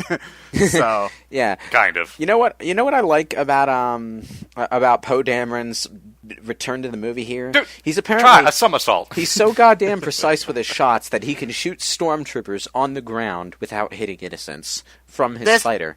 Yeah, that no-cut shot of him in the sky, that is one of the cooler shots in the movie. It kind of reminds me of the no-cut shot from the pan shot from the Avengers, actually, where you see all of the characters doing one thing in a continuous thing. It's just one of the better shots. The trailer shot, you mean? Well, no, not the... Yeah, basically. Although the trailer shot from the Avengers is everybody in a circle. I'm talking about the one where they're panning up the building and everybody's fighting all the aliens. Now I'm gonna say Kylo Ren does cut an imposing figure when he's just stalking at someone like this. Mostly because he looks so goddamn raggedy, like a Sith zombie or something. Yeah, like it's like Empire Strikes Back looks a little different than I remembered it. I remember Luke packing heat. They actually talked about the mentality when it came to designing Kylo Ren's costume. It's meant to look raggedy and incomplete, and it you can sort of see that if you pay attention because that's the entire point of Kylo Ren's It's also kind of oddly reminiscent of very early sketches for Darth Vader to begin with, because initially he didn't have the helmet for Vader. He was a very tattered black-robed guy. Ah. Interesting, because Starkiller was Luke Skywalker's original surname. Anakin Starkiller. That was his name. And then they named him Luke Skywalker Kylo and made Anakin his father. Ren's chipped helmet, his incomplete lightsaber, the temper tantrums are all supposed to just drive the point home that he's not quite Sith Lord just yet, or just... He's not Sith Lord, he's Sith lackey. He's Sith lackey, yeah. He is still a good villain, I think, though. And he's one of the most developed ones in the series, I'd say. He's an interesting villain, but I think he's different than all the other villains we've had in the movies so far, to the point where a surface impression of him comes off negative to a lot of people because he seems like a dork. Well, he is kind of a dork. You know, Han, you could... Well, I mean, it is his son, so I get why, but he did have a chance to just shoot him at that point, you know. Yeah, well... Oh, well, Finn could easily shoot him at this point, so, you know, I don't know.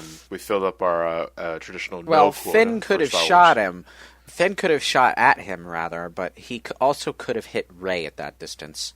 Well, he was also facing directly behind him, so he would have been able to shoot. Not directly behind him, and it is a moving target at a really long distance. It's kind of hard to hit precisely at that distance, even if you are really good with a gun. If it were Poe Danvers, he'd be able to do it. Yeah, and he's not armed with a sniper rifle here. He's just got the blaster equivalent of an assault. He should have thrown the lightsaber at him in the head and won. Clunk.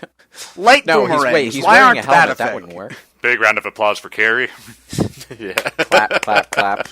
Interesting thing about C-3PO here, and they did mention this in the special features as well. The red arm. Why he has the red arm? Yeah, the red arm is supposed to be a callback to the silver leg he had in the original movie, and like in the original movie.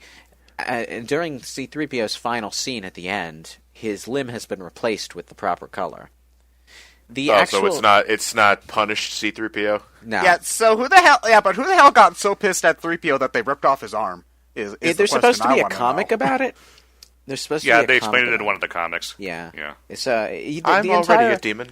The entire point of C-3PO having a miscolored limb was supposed to hint that there's other stuff happening before and after the story, and it's not the beginning or the end of the story, that the movie is just something happening in the middle of this larger history. So there are other events, other things happening, and C-3PO losing his limb was one of those things.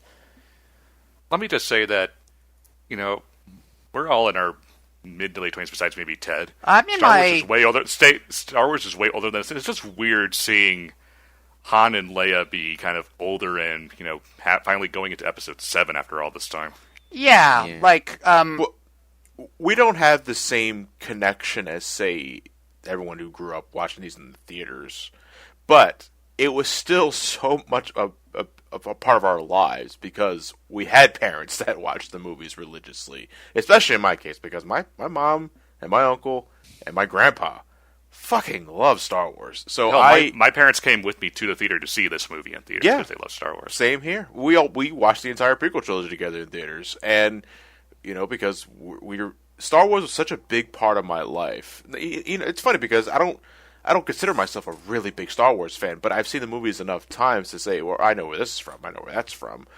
I could probably quote Episode 4 at this point. It is endearing, also somewhat depressing to see an aged Han Solo and aged Princess Leia in the new film because, I'm getting older. So no, it's kind of weird because Episode 7 in general, the cast is a lot younger. Than it. Well, maybe not in terms of age, but Finn and Rey feel an awful lot younger than Han, Luke, and Leia did in Episode 4, for sure. Where they felt more late 20s, early 30s, and these guys feel very much early 20s. So, well, I would argue that Luke felt pretty young because he was, whiny teenager phase. Well, he didn't look young is the thing. He always looked like mid-20s. No, Luke was like 20 like exactly, because he was like basically college age, and his uncle wasn't letting him join the academy when everyone else had like just left. Yeah. I don't know. Maybe it's just me, but I always thought that Luke looked a lot older in Episode 4 than 20. But that may just be Hamill more than anything. Probably. Yeah. Oh, I love sassy nurse here. And that's another moment that Chewbacca has all to himself just to give him some personality. I like that. By the way, this is Admiral Akbar. Not an Admiral Akbar lookalike or just another member of his species. It's Akbar. You can't repel taste buds with that magnitude. And now every time I see him, I'm so depressed. I know the actor. We also do see. We also do see the co-pilot of the Millennium Falcon from Return of the Jedi. Return of the Jedi. Oh, I hate that guy. Oh. I forget. Oh, the one with the face vagina or something like that, or the face flaps. The face flaps. Hi, R2. Yeah. He makes a cameo here as well. So I miss you, R2, so much. Let's do it right now. Come back to me, baby. Yeah. I'll be waiting. You're gonna insert your USB into my disk drive. I gotta deal with this fucking punished snake motherfucker. I'm sorry. Left arm. I'm sorry, BB-8. He can't be your boyfriend. We've been dating for 30 years. How long does R2 need a charge? Jesus Christ, dude. Like, get that checked out, man. Man, R2 might have the same problem as my Xbox 360 controller batteries, where the charger has just gotten so low that it won't accept a charge anymore. It keeps telling the charger that it's fully charged when it has nothing in it. I mentioned this in our discussion video, but I am absolutely positive that R2 is force sensitive. Even though he's a robot, I know that doesn't make any sense. I mean, maybe his oil's got been in the expanded universe. I think there's been at least one force sensitive droid. Oh, well then, R2 must have midi-chlorians in his oil or something, because I'm telling you, that dude has the Force. Here's the thing about midi-chlorians that people don't understand.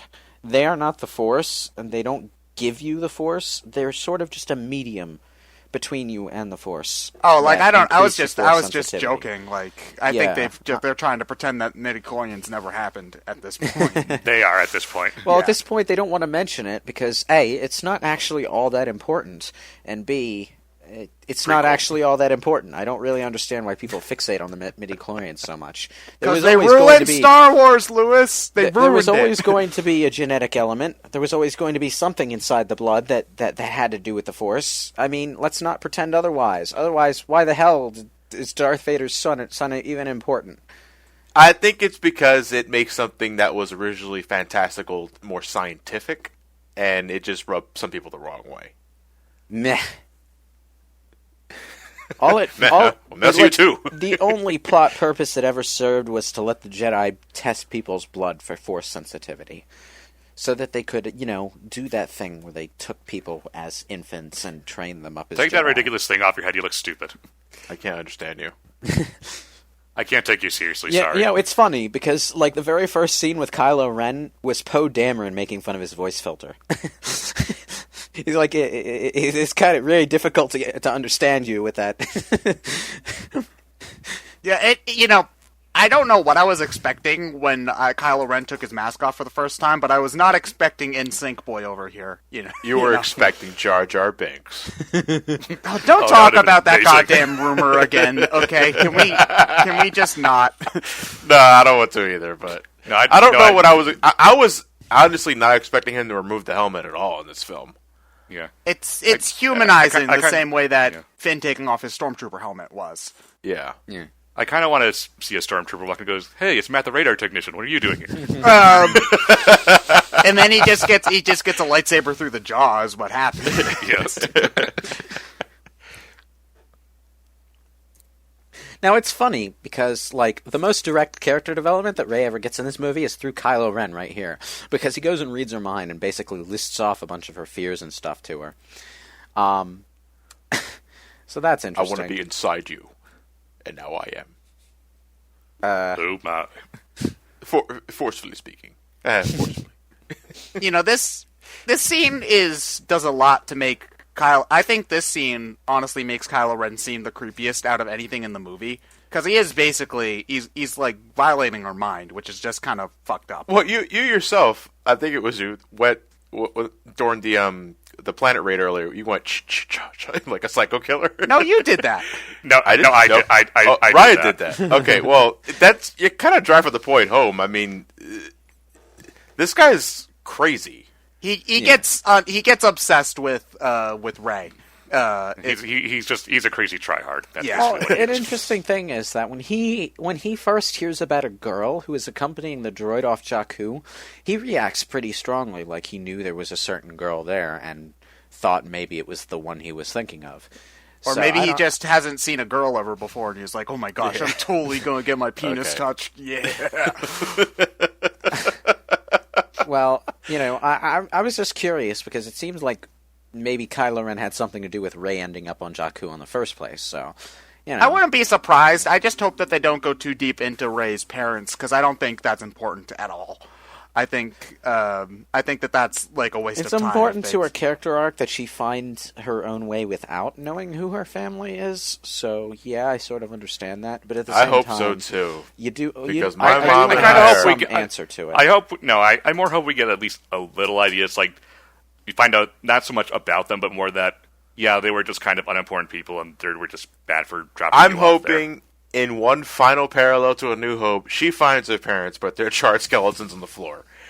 Because I agree that I don't think they're really important to anything. I don't need to know who the parents were, because that's really not the point.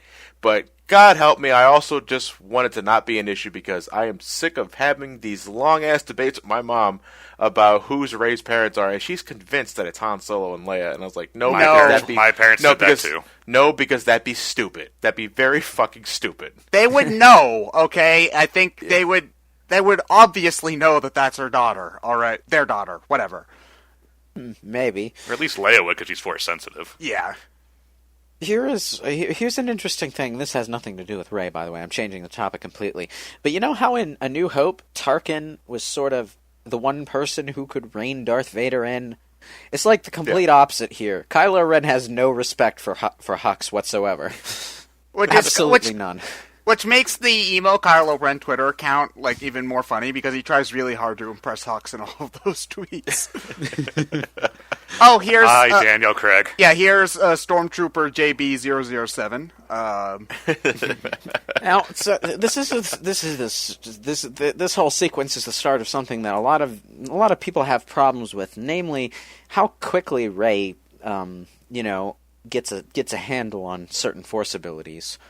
Well, honestly, I think... That's something I do have a little bit of a problem, too, because it's one of those... We establish in all the other movies that it takes training and a lot of concentration, and Luke and Anakin are supposedly really strong with the Force, and even it took Luke 2 movies to get to the, Jedi mind trick stuff. Yeah, but... she just does it kind of quick. Well, at the same time, she gets the idea to do this kind of shit from Kylo Ren probing her mind with the Force.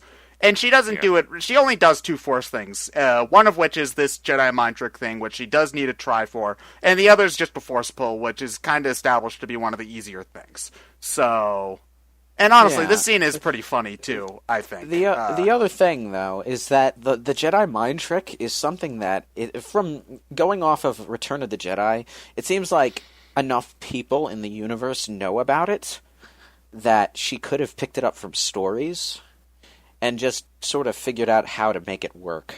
Maybe. I think we would need maybe like a quick 10-15 second establishing scene for that so that we can buy that. Because on one hand, Rey using the Jedi mind trick goes to show that she's incredibly bright. Like, she gets the idea right from the get-go. Hey, I can probably do this, so let me try. It's one thing to think that you can do it. It's another thing if you can do it so fast, and that's my problem. Well, pretty much mimicking what Ryan said. You say that, but one of the things that was established about the Force is that the biggest obstacle to not being able to do something is not thinking that you can do it. Not to mention that that's the only time in the main series, at the very least, that we see someone fail to do the mind trick against someone and then succeed immediately afterwards. The only other times we've seen the mind trick just fail completely is someone where it just straight up won't work on them, like Jabba the Hutt. Jabba the Hutt, or who's its face from episode 1? Watto. Watto, that's it. Yeah. And you know what? Both of them. Here, my dick's bigger than your dick. You know the thing about Jabba and Watto is that they both knew about the Jedi mind trick because they both called Qui-Gon and Luke out on them.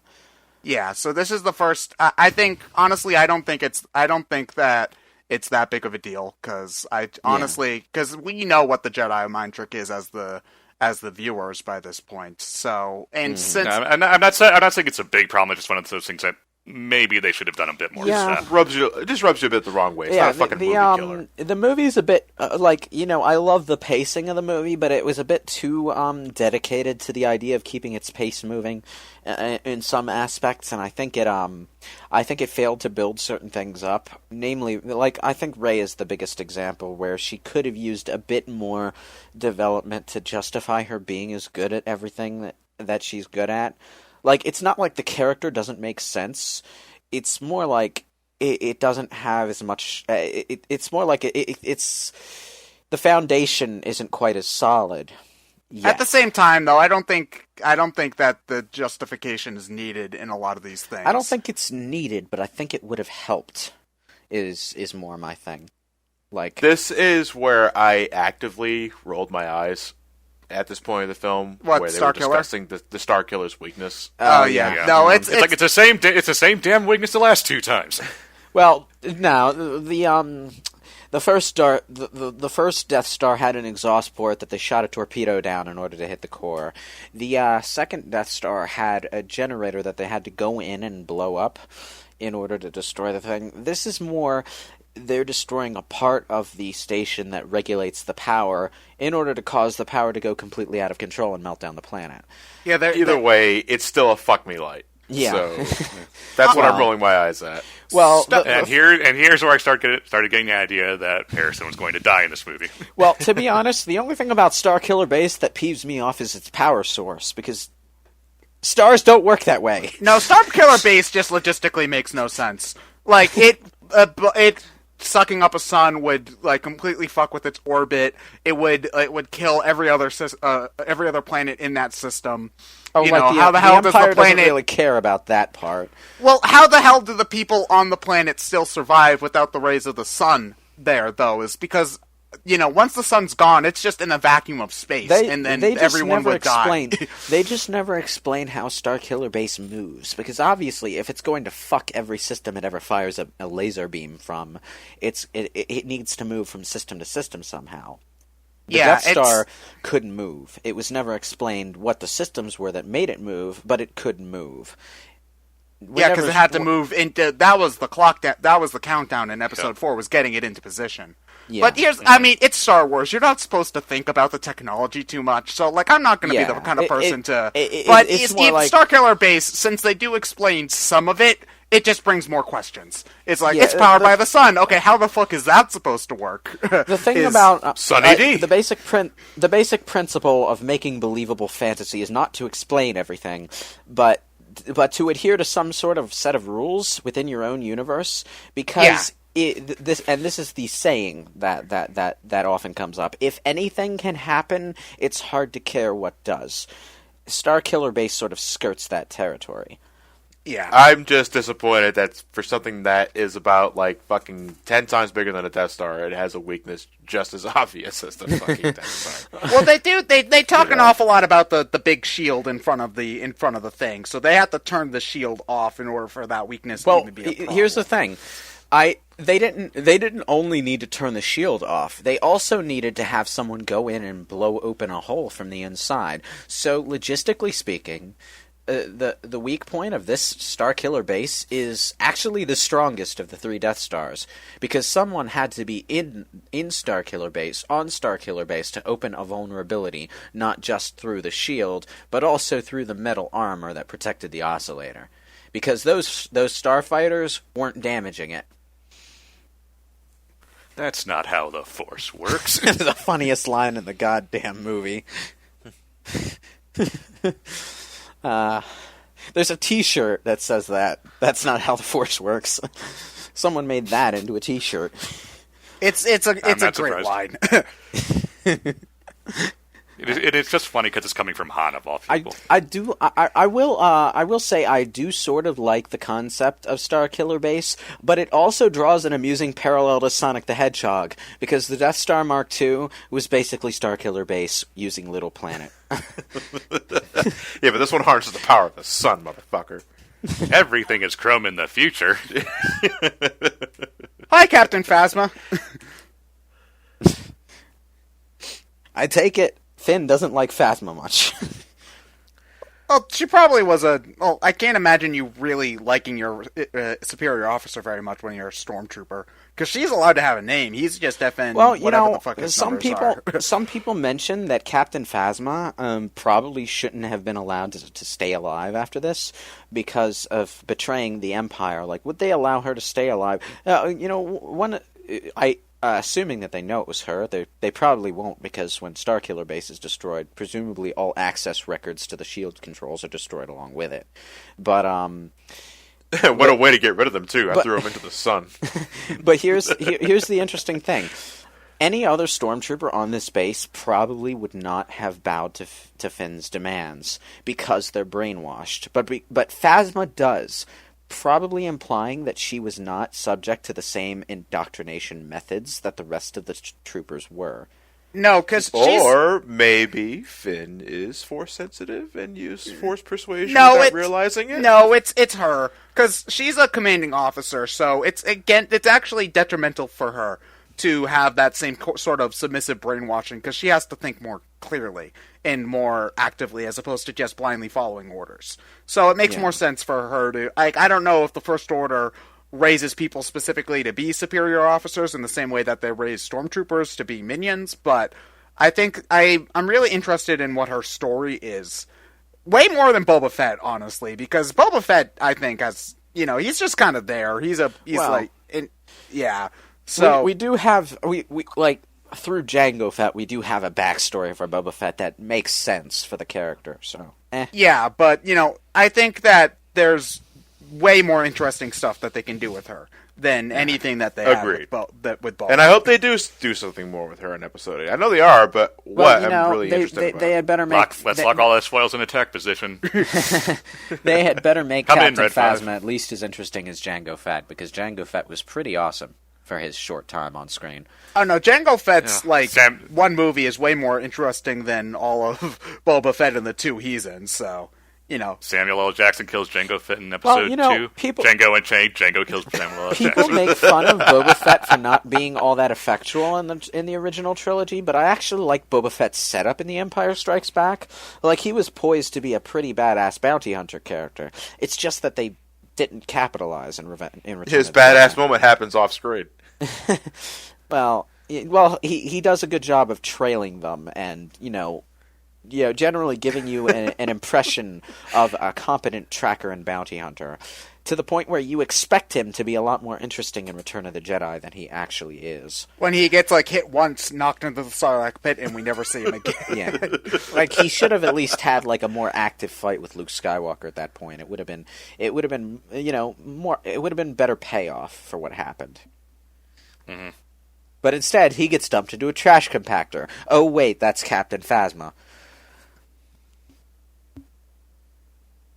I find it interesting because we had to mention the trash compactor again. A lot of people mention that Finn looks kind of stupid in the scene where he doesn't get that basic cue, but I find it interesting that he doesn't, because most people would, but Finn wasn't raised in a particularly social environment, so he'd probably get nonverbal cues of a military nature, but not necessarily of a casual nature, you know what I'm saying?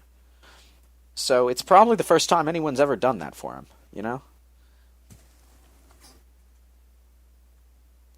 Really makes you wonder what the life of a stormtrooper is when you're taken from a very young age and conditioned to be this imperial killing machine. Honestly, they do have, real... It's honestly, probably an awful lot like child soldiers in the real world, which is, pretty terrible when you think about it. So... Well, so now we have two major characters in two major series who have child soldier backgrounds. One of them is a complete dork, Jack, and the other is Sven, also a dork. Is there something about child soldiers that makes them just prone to being dorks? Hey, Finn, do you know what day tomorrow is? Oh, fuck. April 30th. What's anything important about it? No, Wait a minute. We're recording our Star Wars commentary. Hells yeah. Damn it, Rosemary.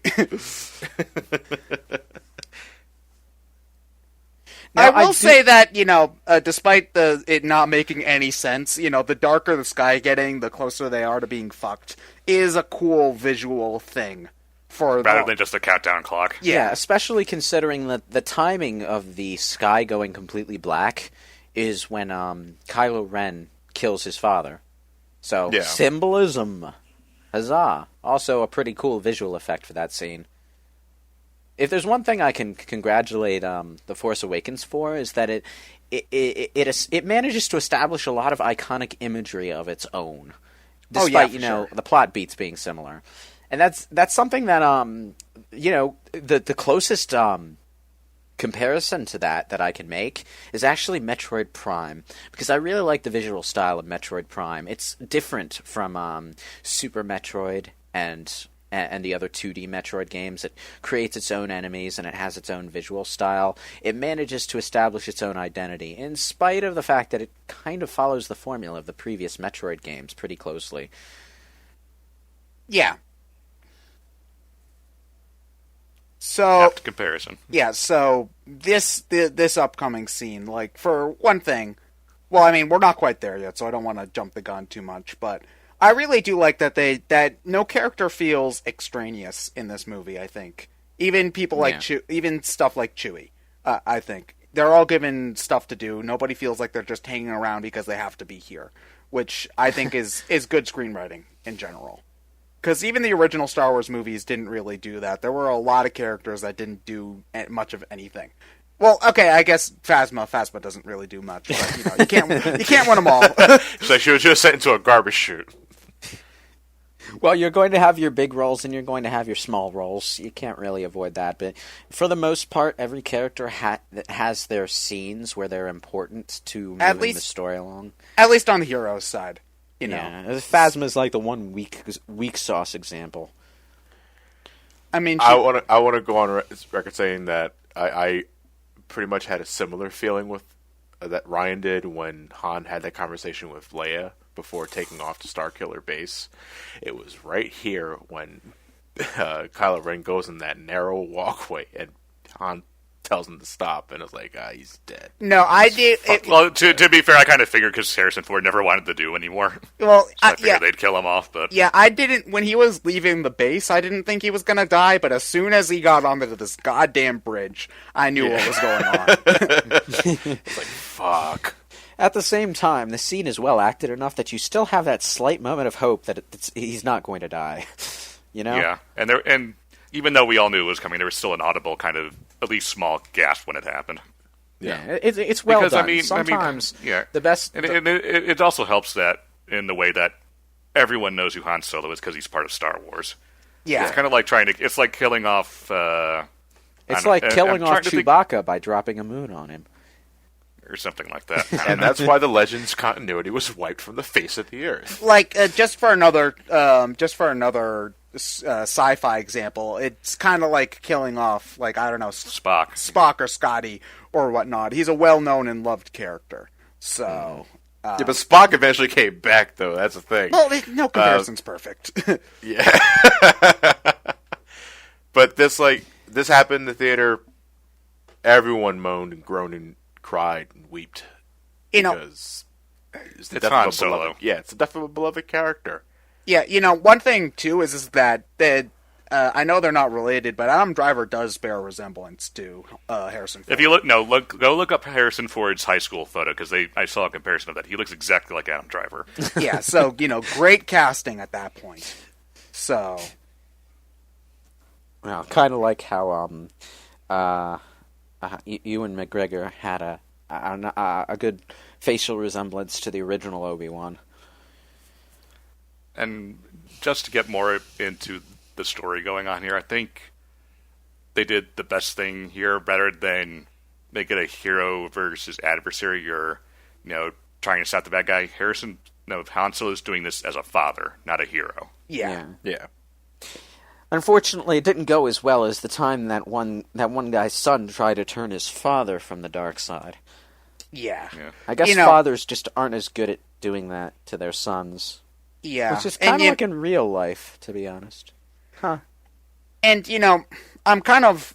part of this is making me think that Luke's going to bite the bullet in Episode 8.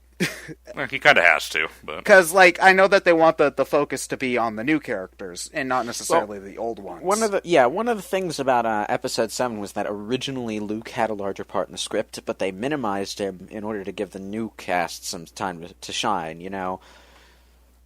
So, I instead we got more of a Han-centric story. Han Solo's the kind of character who can be there and still feel like he's in a supporting role. And it's also to get rid of Han because Harrison doesn't want to do it anymore. Oh, yeah. I kind of like this. This is pretty much like a reverse of Empire Strikes Back, where it's the light side telling the dark side to come join them. Yeah, it's just one of those things where it's just like, oh no, I might want to help an old lady cross the street. I can't do that. Yeah. I must be evil. I have to be dark and edgy. Search your feelings, Kylo. You know it'd be true. No, I didn't ask that. I didn't tell that lady to have a nice day. I didn't. You have to believe me, Snoke. Although, to be fair, probably quoting Darth Vader would probably bring it back to life. It's like, oh, Darth Vader quote, so cool. Yeah. Yeah, the symbolism here is just great. Here's my question about the scene. What the fuck were Finn and Rey doing up there? They weren't... I don't know if they could hear the conversation. They're watching Star Wars. Front row seats in Mystery Science Theater. Yeah. Yeah, they're giving commentary. You guys ever see that comic online with Chewie in this part here? No, what happened? Not so much like... It's not an official comic, it's a fan thing, but... to make the scene even more sad, it shows, Han and Chewie with, baby Kylo or baby Ben and holding and stuff, and Chewie's just, so conflicted about this. Oh, man. Oh, God. Now I'm just thinking about that, ugh. That's, also, Carrie Fisher kills it in that scene there. Where she I want to point out that Kylo Ren just got shot in the shoulder or something, or maybe it was gut. Around the gut. The side of the gut by a bowcaster, which we've already established. That sent stormtroopers flying. Yeah, so that is a hell of an injury to take, and I assume he's partly armored, which is why he survived. But god damn, he still manages to fight with this injury. Well, you say Carrie Fisher sells that scene with being distraught, and fucking Chewie sells. Chewie too. He goes ballistic, which I think is great. But I think there's been mention, maybe not in the movies themselves, but definitely extended universe mentions the Force being able to heal wounds. So I think he probably does that to some extent. Well, yeah, that was the whole thing with Vader and his pod thing. Vader was trying to heal his burns, and he only partially succeeded in restoring his body. Yeah, well, there wasn't much body left to restore. Yeah. Frankly, He's more machine now than man. Yeah, but Vader was experimenting with the dark side of the Force as a means of restoring his injuries. And it's mentioned in a lot of side novels around that period of time whenever Vader comes up. Mm-hmm. Okay, now here's my question. How the hell did Kylo Ren get behind them? There's actually a sequence of scenes that were cut from the movie between here and there, probably to keep things flowing. There was one scene, I think, where Rey, that's still in the deleted scenes, where Rey and Finn were fleeing on some sort of vehicle. And it's really too bad that scene was cut, because it actually gives Finn a bit of a badass moment where Rey can't actually hit the enemies on their vehicle behind them with a blaster. So she takes over driving the vehicle, and Finn takes over shooting, and he takes them out like it's nothing. But there was also another scene with Kylo Ren stalking through the forest and lighting his saber, which is in the trailers. Yeah, that's the first time I think that's the scene. That was the first teaser trailer. Yeah, it was the scene that showed off the crossguard lightsaber for the first time. The one everyone pitched bitch about. But I like it, honestly. Like, considering how many people get their goddamn hands chopped off in this series, having something there makes sense. Now, choreography is one thing in lightsaber battles. I really dig this lightsaber battle, if only because it's how raw it feels. It combines, I think, the sort of raw emotion of the original trilogy, I think, with not quite the same amount of acrobatics as the prequels, because I love that shit too, just as a spectacle, but I think this is one of the best lightsaber fights in the series. Well, we'll probably see that kind of spectacle later in this trilogy, because even by Return of the Jedi, Luke Skywalker was able to do flip jumps and force jumps and stuff. Yeah. They just didn't do it as heavily at the time, because special effects were a bit harder to pull off. But, with Kylo beating his abdomen to get the bleeding to stop, the fact that he, as you saw there, get the adrenaline running. The adrenaline running. The fact that for a few seconds there, he was actually mixing fisticuffs with lightsaber battling, which I don't think I've seen anybody do. Luke, I'm talking fisticuffs, like punching you without like doing flippy acrobatic shit. Mace Windu does that in a few side things. In like cartoons and stuff. Mace Windu. I'm talking strictly films. I will. I gotta say though, Rey force grabbing the lightsaber is one of the coolest scenes in the movie. I think that's just awesome, with it like almost whacking Kylo Ren in the face too. There's also the unspoken implication that the lightsaber resisted Kylo Ren, because he wouldn't have had any trouble just force grabbing something to him. Well, but it wouldn't come to him. It wouldn't answer him. I kind of thought that it was. Them it was her force grab was more powerful than his. I don't know. It could have been either, I suppose. No, I don't think that's exactly the case. I think it's just a calling. Because okay, we're looking at Kylo Ren, who just very effortlessly tossed Rey into a tree. He's not going to have any trouble force grabbing something unless there's something getting in the way. Well, I thought that was Rey, like her pull on it. I mean, I suppose we should believe at this point that the lightsaber has its own agenda because of the Vision Quest earlier in the movie, but, whatever. Yeah. I've been waiting. Here's another example of look how far we've come. This trench run, much like the ship shooting run earlier in the movie, a lot more dynamic than the original trench run, where it was just sort of the same shot of the trench flying past. We're running out of our budget, David. Yeah, but Poe doesn't need to turn off his targeting computer, so... To be fair, I still think Return of the Jedi has the best starfighter sequence out of any of the movies, including the prequels. But I'd say this is up here. This scene, I think, is a really cool starfighter scene. Return of the Jedi, and also the first scene from Revenge of the Sith, I think, is also really cool. So yeah, this thing knows how to do starship battles well. But another, it's minor thing for me. But the lightsaber battle. One thing I really like in terms of a visual effect is that the glow of the lightsaber now is reflected off the characters. Oh yeah, for sure. There's actually a reason for that. Okay, previously they used just a sort of colorless stick for the lightsabers, but the actual prop sabers have glowing lightsaber pieces. They just superimpose the effect at the top of that. But I'm glad they do that now because it makes the lightsaber feel like it's actually there. And there's another detail that I don't think any other Star Wars movie has actually done. When the lightsabers clash, they mix. Like the colors. Yeah, mix. It's purple.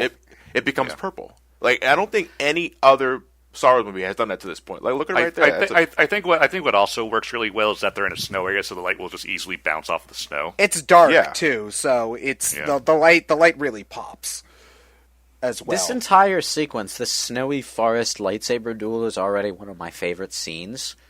Like just on its aesthetic value alone, it's a cool scene. I love the shot of the lightsabers reflecting off of their eyes too. That's awesome. Well, one of the things that I want to mention about Kylo Ren versus Rey, though, is that as a duel, it resonates with me a lot more than, say, Anakin versus Dooku or Obi-Wan versus Maul, simply because those battles didn't really have any sort of emotional conflict, apart from, oh no, I just saw you defeat my mentor 2 seconds ago. Well, that same thing did happen right here, where but Rey and Kylo Ren had a much more personal encounter before that even happened. Oh yeah, for sure. So there's build up to this conflict, whereas Anakin and Dooku met like once. I don't like they you. fought, and like the most emotional thing that Dooku ever did before being defeated by Anakin was defeating Anakin in a duel at the end of the movie, right before the beginning of the one where he got killed. And Maul has no character at all. Maul has no character at all in the movies, but he's got a lot of character in the CG animated shows. Like him and his fucking spider legs. Well, that was stupid, but everything else involving Maul is actually pretty cool. Oh yeah. Then he gave us the dual-edged lightsaber.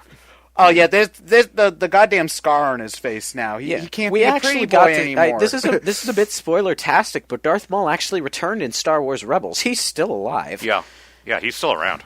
Yeah, he's like a bit old, yeah, but he blinded someone, and the funny thing about that is he blinded the Jedi mentor from Star Wars Rebels, but he's voiced by the same guy who did Starkiller's voice in The Force Unleashed. So it's like, I don't know if they were intentionally mimicking Ram Koda, but now I will say, I know we're a little bit past it at this point, but the fight ending with the Earth literally splitting between the two is awesome. I like it visually, but at the same time, I kind of think it's a bit of a symbolic overkill. Well, a bit of symbolic overkill, and just a little convenient. There's a little convenient in the sense that you could tell by looking at Rey's face that she was seriously considering murdering Kylo Ren, and it prevented her from doing that without necessarily resolving that plot point too soon. So I see that as something. So what was it? A defense of Starkiller base? It's like, shit, Kylo's in danger. Activate a rift. Maybe. But what I'm saying is she's probably still going to be struggling with that particular plot point in the future movies. The desire to kill Kylo Ren in revenge. Because as Kylo himself pointed out, she was starting to see Han Solo as kind of a surrogate father figure. Do you think that Kylo Ren turns good, though? Because that's something that I see a lot of people we'll see. See yeah, how we'll have to see. I don't think so, because, like, you know, he might be a tryhard about it, but he has brutally murdered a lot of people. So did Darth Vader. He killed his father. Yeah, but here's the thing: Vader turned good in a sacrifice sort of way. I think a lot of people are expecting him to like join the good guys, which is something I don't think. Not join the good guys. Well, there's a difference between redemption and forgiveness. Maybe like some reconciliation with Luke, but that's about it. Redemption is a personal thing. It doesn't absolve you of your crimes in the eyes of anyone. It's just a choice to change your mind, to change your way. That's redemption.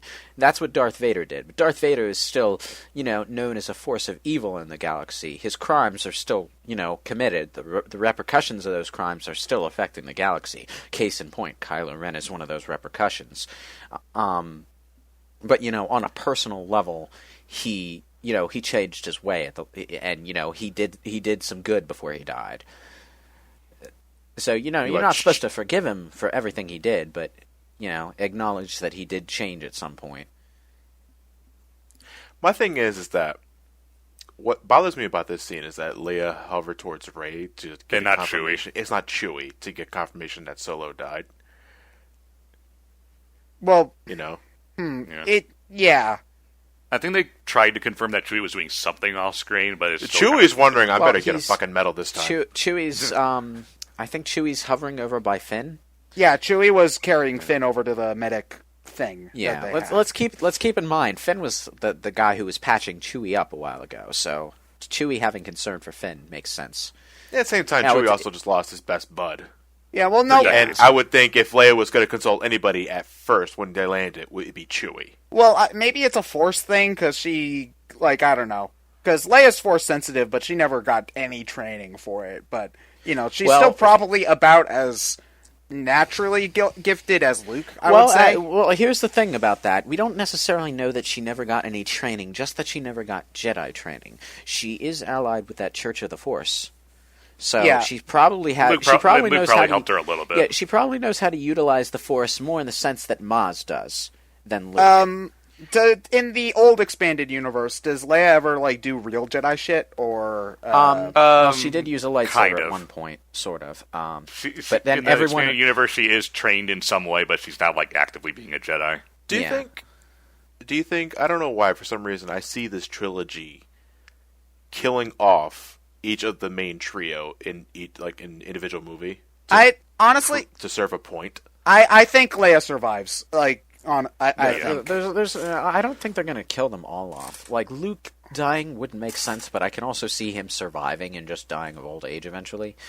Leia probably won't get killed off. She might just fade out of the story completely, going her own way, which would make sense for her character. I think she survives to help lead the Resistance, the Republic, whatever the hell they're going to end up having it. Like, being there as like a mentor leader kind of thing. I'm thinking they might. I'm thinking personally, they may kill her off, but not before she does something Force related. Like, she will, not too different from what Yoda did in Episode 2, honestly, though a little more subtle. What you mean, like Yoda ninja flipping? Oh, Yoda! I love Yoda's goddamn fight scenes. I do too. But I don't want Leia to do the same thing to show that she's no Leia. It's a little bit more jarring to see Carrie Fisher try to do that kind of shit. Also, I really hope that Rey, whenever she does get a lightsaber, it's like a pole, a light pole, or whatever. Because I think that's an underutilized staff saber. Stabs and lances, I think, are underutilized weapons because everybody wants a sword. Here's the thing about that, okay? Rey already has a staff, so her having that would make sense, but it would also be a massive callback to two particular characters in the Old Republic era, Bastila Shan and her daughter Satili Shan, both of whom are known for having staff sabers and for looking somewhat like Rey. So I just noticed that red 3PO model that was next to C-3PO. Oh yeah, and his arm's better now. You mentioned that. I was like, hey, jerk, that's mine. Well, apparently the arm that C-3PO had was an arm that belonged to another 3PO unit. So it is kind of the ending to the movie. I think is kind of it works, but it's not what I expected. Because it doesn't end on the same triumphant note that the first one does. It's expected. No, I completely expected this to be the ending after they said Luke's not around anymore. It's like, then it's going to end with showing Luke. In terms of tone, can I mention something? When Kylo Ren was interrogating her, he mentioned seeing in her imagination an ocean, an island, and Han Solo being there as her, surrogate father. So we've got, at the end, an ocean, an island, but instead of Han, we have Luke. She's very lucky that Han. She's very lucky that the first island she checked, Luke's on it. Yeah. Well, I probably think had something to do with the Force, or maybe it was even included in the map. Who knows? But what I'm wondering is this planet Tython? Which has been throughout the Old Republic's various expanded universe materials, Tython has been the origin planet of the Jedi. Well, the name of the planet, the name of the planet isn't important. So if they can tie it into stuff, they probably will say that it is, if they even bother naming the planet at all. Yeah, to general audience, just the name. I'm wondering if Star they're going to try and tie this in with the material that they have on Tython and the origin of the Jedi. Because there is a lot of stuff about the very, very early Jedi in the expanded universe. In fact, I have a novel called Dawn of the Jedi Into the Void, which has to do with one of the very earliest Jedi stories. Back when they spelled Jedi differently and were using physical swords. You guys are talking about emo Kylo Ren. Very lonely Luke on Twitter. Makes me think that he built this entire island by himself in this moment of solitary. This is one of my favorite scenes, just because you get a lot of emotion from Mark. Big round of applause for Mark. Yeah, from Mark Hamill here. Even though he doesn't say a goddamn word. Yeah, what's also important to note is that. Yeah, but what's also important to note here is that when this came out last year, Mark is the exact same age Alec Guinness was when they filmed the first one. Which is depressing. Interesting, actually. The other thing about this scene I love, though, is the music. And this is another case of music that doesn't get talked over or anything, so you have plenty of time to hear it. This music sticks in my head just as well as Rey's theme does. Yeah, and just Luke acknowledging the lightsaber. It's a backwards passing of the torch, though, because you think that, like, you know, symbolically, like, oh, I'm going to hand this to the new generation. She's giving it back to the old generation, which is really interesting, I think. Just looking at the lightsaber, it's been 30 years. One of the things that puzzles me about J.J. Abrams' cast production talk post-movie is that J.J. Abrams, I think it was a J.J. Abrams, he said something weird about how Rey isn't necessarily going to be a Jedi.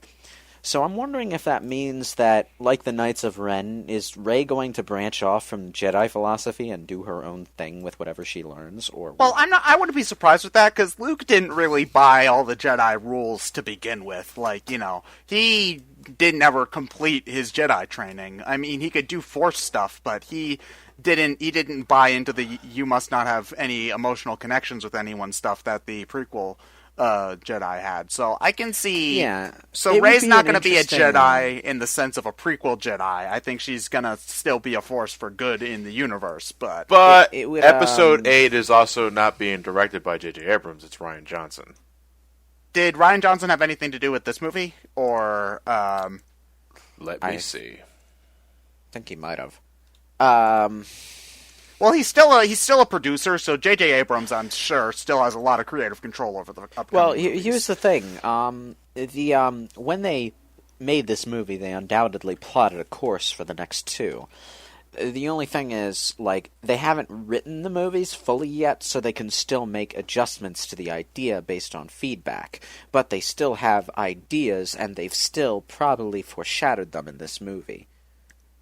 So I kind of like how in the credits Mark Hamill's like third of the cast call. And even though he was third in the cast call, and he's only like in the movie for like 1 minute tops. 5 minutes.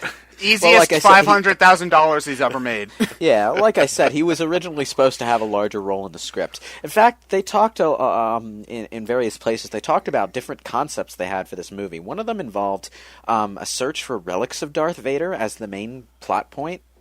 Put him back together and then kill him with fire. Yeah, dude. Is he Darth Vader or fucking Voldemort? Yeah, no, that sounds very. I was more thinking Dracula from Simon's Quest. Yeah, that seems very video gamey to me. I'm glad that they dropped it. It sounds very Simon's Quest. We have to find Darth Vader's Horcruxes. But it's definitely been an interesting production, this movie. Just because, you know, how do you follow up the stellar act of the original trilogy? I think it did a great job. I could probably watch this. Play a little too safe, but other than that. Yeah, just for this first movie, though, I fully expect episodes 8 and 9 to go a lot more risky, and then maybe in the context of those two movies, people will be a little more forgiving toward the quote-unquote remake aspects of The Force Awakens, but we'll have to wait and see. We've still got 2 years, because 4 years. It was obviously very sabey because no one liked the prequels. And they do have the extra movies to stick more true to the original trilogy's tone and style. Like Rogue One is going to be basically all New Hope styled stuff. So well, Rogue One is like while the Death Star is being constructed. Yeah, like so the that's original like Death Star. Yeah, the early days of the Red Squadron. Yeah, rest in peace, Kyle Katarn. Yeah, so that at most is going to be like a year before the events of New Hope. So it's gonna. You think we'll see? You think we'll see Emperor Palpatine and Darth Vader? No, I don't think we'll see them, but I really hope we see Wedge. I think we might be like, there might be like a hint that Darth Vader might be around, but I don't think they're going to get anybody else in that costume. I'm not sure that they would do that. Here's the thing. I don't think. Okay. To me, it's not the costume it's not the guy. It's the voice. Is James Earl Jones still around? Yeah. Oh, yeah, because they got James Earl Jones to do Darth Vader's voice in Star Wars Rebels. Yeah. So he's still doing the thing. I can't see them trying to do Vader, I think, or at least this soon. Well, I don't think they'll ever do live-action Vader again. I disagree, because if Rogue One, the point of Rogue One, well, one of the plots of Rogue One is that she the character becomes an Imperial officer of some sort. She's Phasma. I'm calling it right now. That girl becomes Phasma. No, I don't think so, because Phasma has an actress, a specific actress who plays the role, and you can very clearly hear that actress's voice through the mask. So, well, it's also a good 20 years later. So, that's my fan theory right now. So, I'm not really calling that, but sure. Well, when I'm right, you guys can just... We'll see in December. It's just going on a slightly different topic. It's weird doing one of these movie commentaries now, not knowing what's going to happen. VP of Animation Production, Johnny Fisk. Yeah, this is strange that this commentary is going to become out of date very soon. Well, hopefully not, but soonish. Soon. Yeah, I know exactly what you mean. It's one thing when you're commentating on movies that have existed for years, and now we're talking as if, I can't wait for the next Star Wars movies to come out, as if we're watching the original trilogy in the 70s. Yeah, that is bizarre. Because it's different from the prequels, because we know where the prequels were ultimately going. Yeah. Quality or not, you know that Vader's going to turn bad at some point. That just has to happen. All the Jedi have to die. Obi-Wan brings Luke to Tatooine. Blah blah blah blah. The entire prequel trilogy was a foregone conclusion. It was just a matter of learning the specifics, which, as it turned out, were not all that remarkable. I will still defend Episode 3 to some extent, although this blows it out. Episode 3 was probably the easiest of the three to watch, because when it was good, it was pretty damn good. It had the same lows as the other two. This, I will say, does retroactively, in my eyes, diminish the quality of 3, because it's the same sort of visual fidelity, but with all the other stuff still at the same level that the original trilogy was. So while you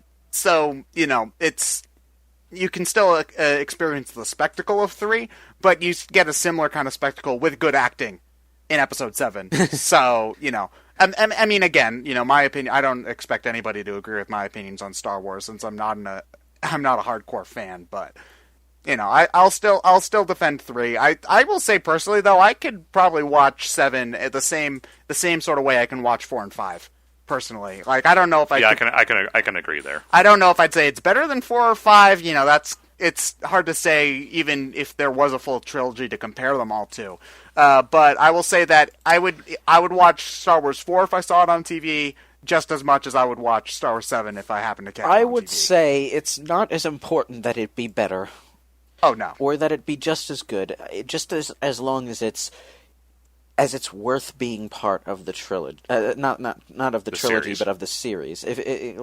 They're two different measures. Okay, you can compare them and contrast them and talk about which is better, but that's not really the same question as whether whether or not it stands up with the other movies. And I think it does. I think it does a good job of being a part of the series. I do as well. I can sit down and watch this if it was on. You got another 2 whole minutes of credits left to fill. Okay, I'm not obligated to fill them. Shit! Now you just made me do it. All I can say is that I hope in episode 8 they even out Rey's character with some honest-to-God's development, because right now most of what she's got is acting finesse, which is all Daisy Ridley. By the way, I completely forgot. I had a joke that I thought about 3 weeks before we did this commentary, and I completely forgot it. It was when she ignited the lightsaber, I was going to say, and yes, I had this written down, engage Ridley, motherfucker. So I was just. So how about that little Karibo audio track? Oh, that is pretty damn awesome.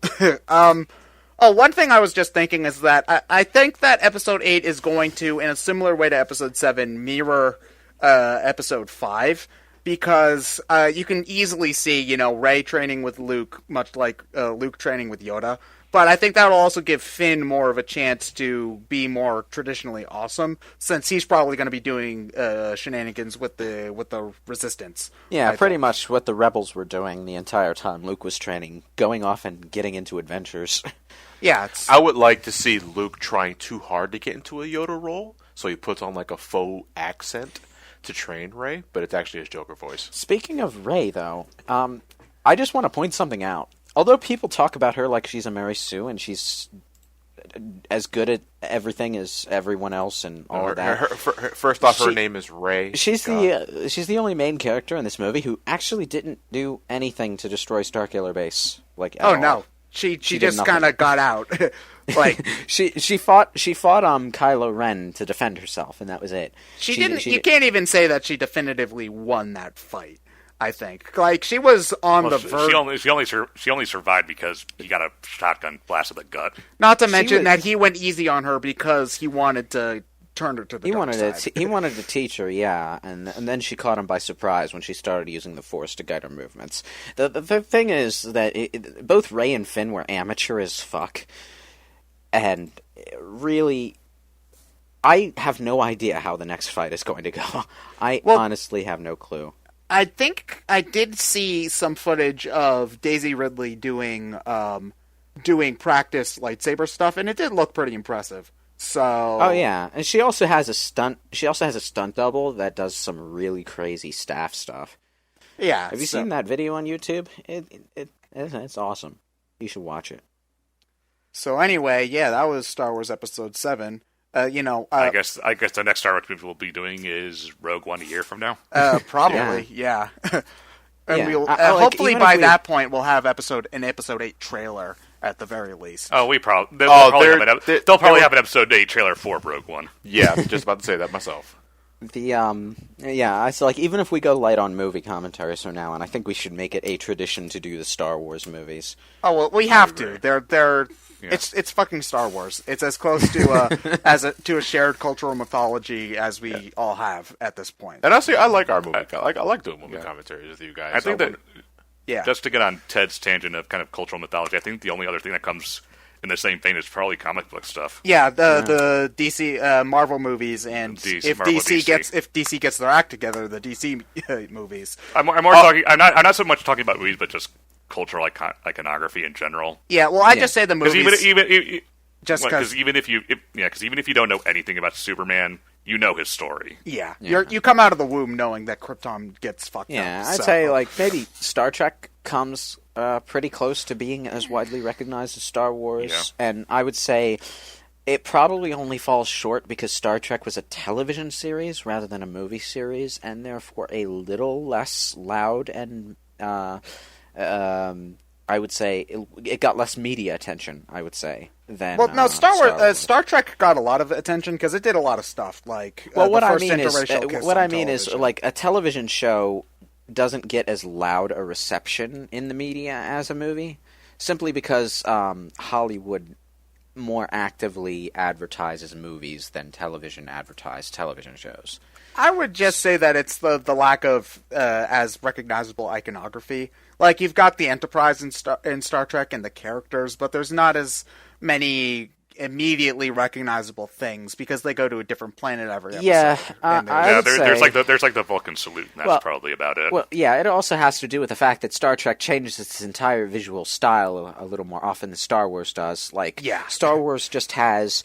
All right, it had a pretty uniform visual style through the original trilogy. Then it had that whole sleek CGI look in the prequels that sort of tried to look Star Wars but didn't quite manage it. And now we're back in The Force Awakens, and everything looks more or less original trilogy style again.